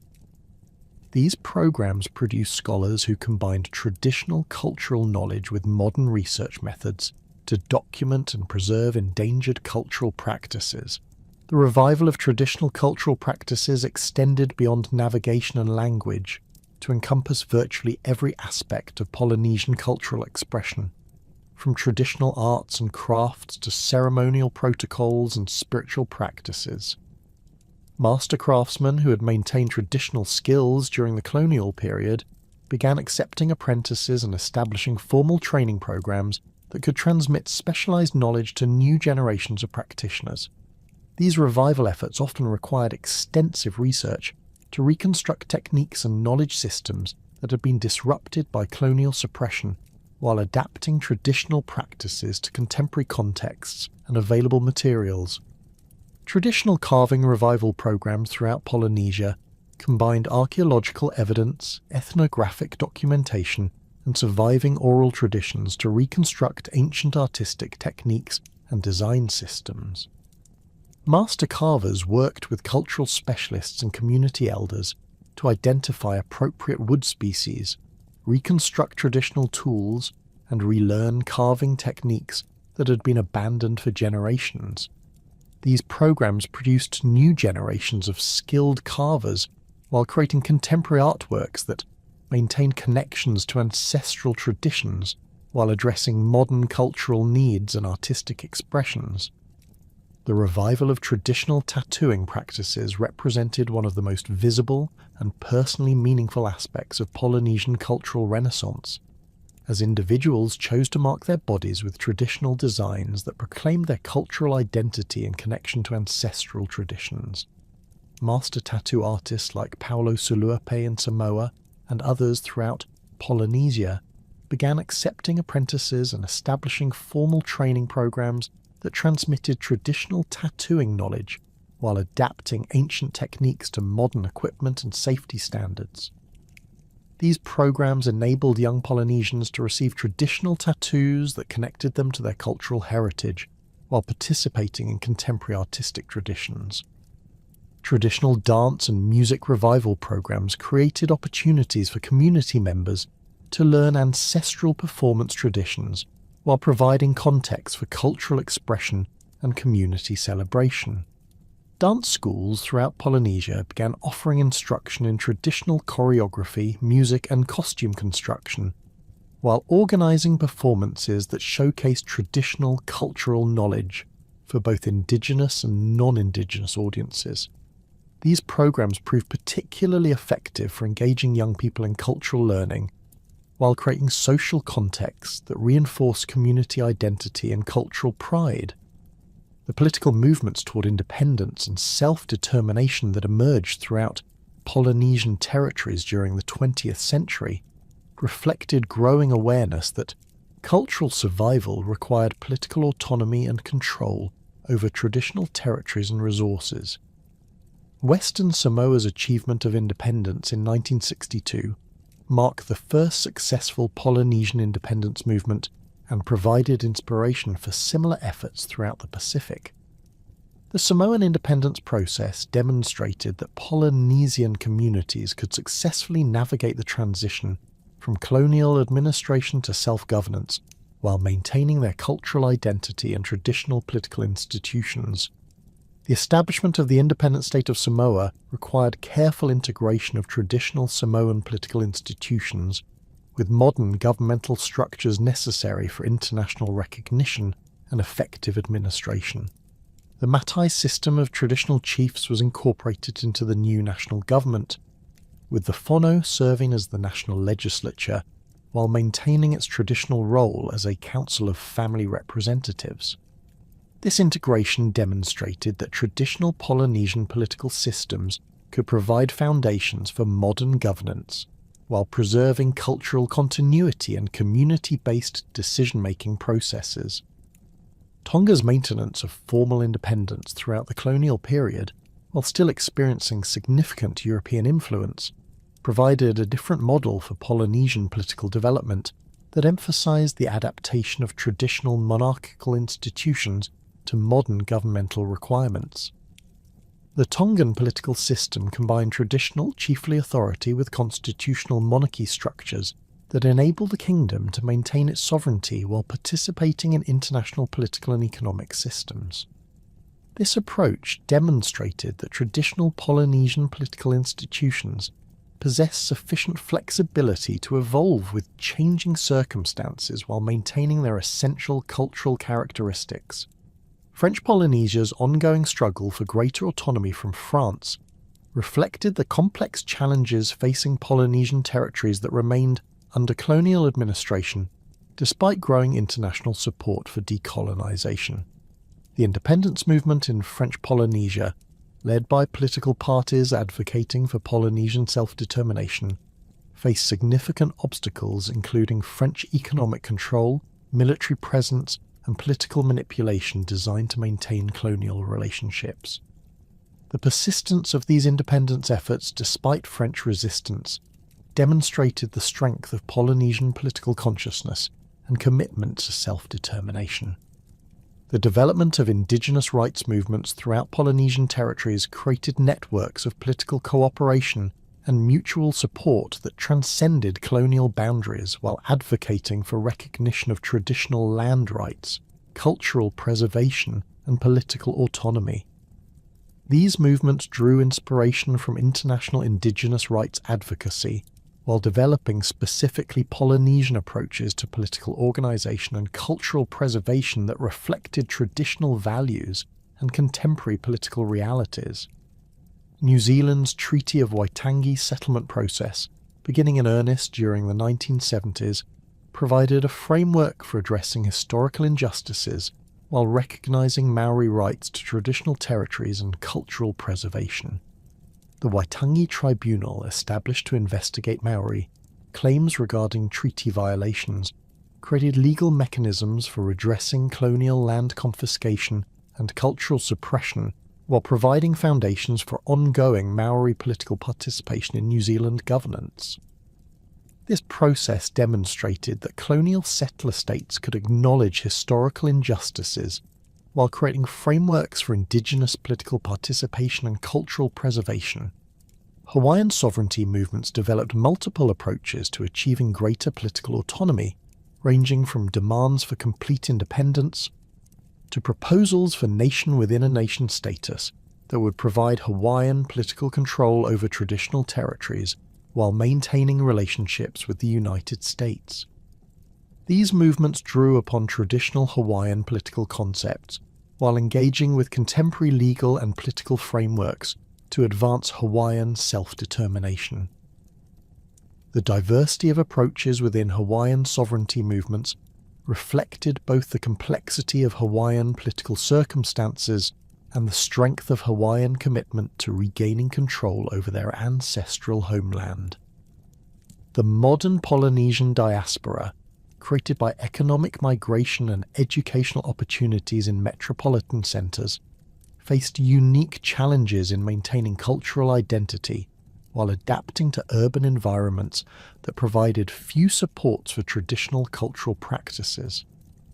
Polynesian communities in cities like Auckland, Los Angeles and Sydney developed innovative approaches to cultural preservation that adapted traditional practices to urban contexts, while creating new forms of cultural expression that reflected contemporary Polynesian experiences.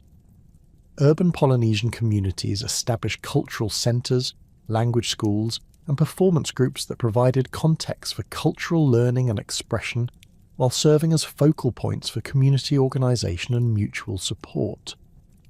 These institutions often combine traditional cultural activities with contemporary social services, providing assistance with housing, employment and education, while maintaining connections to ancestral traditions and island communities.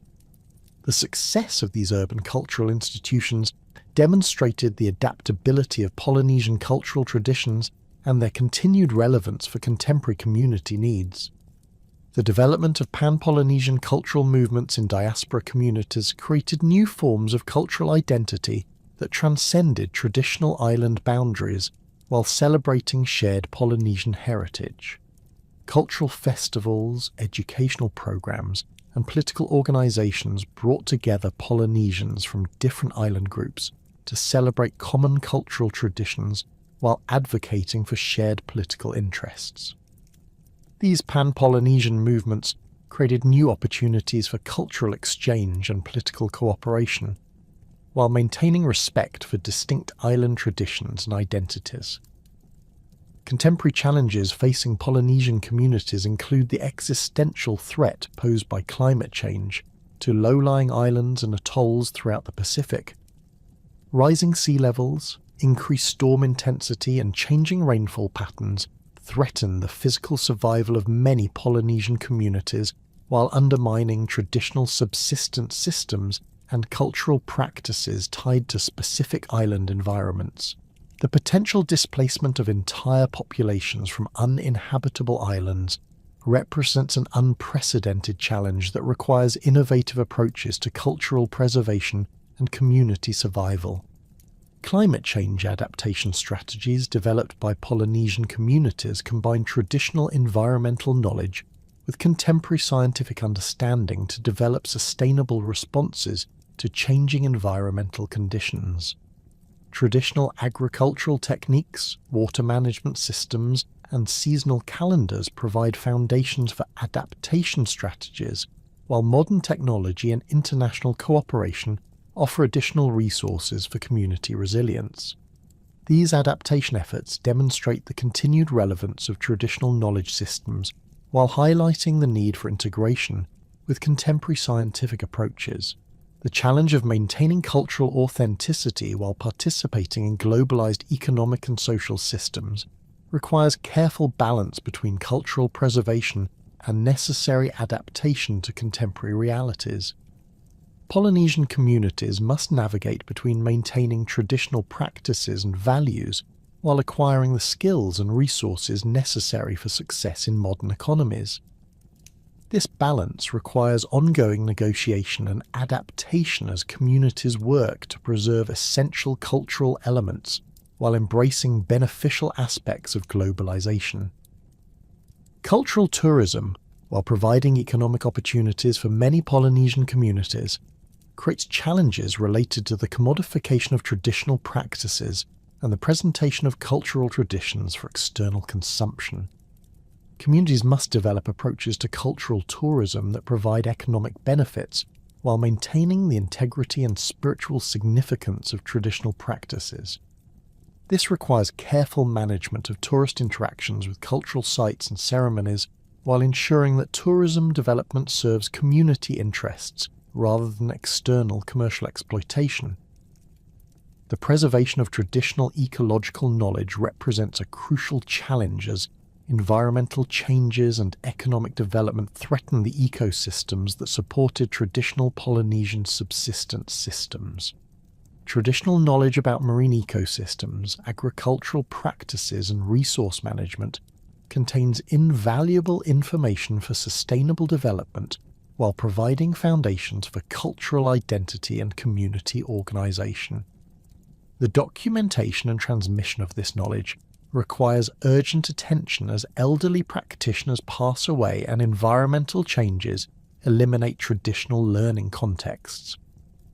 The integration of traditional knowledge systems with contemporary education and research institutions creates opportunities for preserving Indigenous knowledge, while demonstrating its relevance for addressing modern challenges. University research programs, environmental management agencies, and educational institutions increasingly recognize the value of traditional Polynesian knowledge for understanding Pacific ecosystems and developing sustainable resource management strategies. These collaborations provide new contexts for knowledge preservation, while creating career opportunities for young Polynesians interested in combining traditional knowledge with contemporary professional skills. The digital revolution has created new opportunities and challenges for Polynesian cultural preservation and transmission. Online platforms enable global communication between Polynesian communities while providing new venues for language learning, cultural education, and artistic expression. However, digital technologies also threaten traditional forms of cultural transmission that require face-to-face interaction and hands-on learning experiences. Polynesian communities must develop strategies for utilizing digital technologies to support cultural preservation while maintaining essential elements of traditional knowledge transmission. Social media platforms have become important venues for Polynesian cultural expression and community organization, enabling diaspora communities to maintain connections with island homelands while sharing cultural knowledge and experiences across vast distances. These digital connections create new forms of community that transcend geographical boundaries while providing platforms for cultural advocacy and political organization. However, social media also creates risks related to cultural appropriation and misrepresentation that require careful community management and education. The revitalization of traditional governance systems within contemporary political frameworks represents an ongoing challenge that requires creative integration of ancestral political institutions with modern governmental requirements. Polynesian communities throughout the Pacific are developing innovative approaches to governance that incorporate traditional decision-making processes, leadership selection methods, and community organization principles while meeting contemporary administrative and legal requirements. These efforts demonstrate the continued relevance of traditional political systems while highlighting the need for adaptive governance structures that serve contemporary community needs. The role of women in contemporary Polynesian cultural revival movements reflects both traditional gender roles and modern opportunities for leadership and cultural preservation. Women have played crucial roles in language revitalization, traditional arts revival, and cultural education, while advocating for recognition of women's traditional authority and contributions to Polynesian societies. These efforts challenge colonial-imposed restrictions on women's roles while drawing upon traditional foundations for women's leadership and cultural expertise. Youth engagement in cultural preservation represents both a crucial opportunity and significant challenge for contemporary Polynesian communities. Young people possess the energy and adaptability necessary for cultural innovation, while facing pressures to pursue economic opportunities that may require abandoning traditional cultural practices. Successful cultural preservation programs must provide meaningful roles for young people while demonstrating the continued relevance of traditional knowledge and practices for contemporary success and fulfillment. The development of Indigenous research methodologies that incorporate traditional knowledge systems with contemporary academic standards creates new opportunities for Polynesian scholars to investigate their own cultural traditions while contributing to international academic discourse.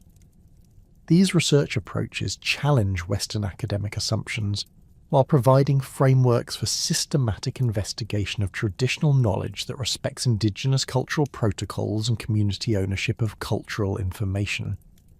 Contemporary Polynesian artistic expression combines traditional cultural elements with modern artistic techniques and global cultural influences to create new forms of cultural expression that reflect contemporary Polynesian experiences while maintaining connections to ancestral traditions. These artistic innovations demonstrate the continued vitality and adaptability of Polynesian cultural traditions, while providing new venues for cultural expression and identity formation.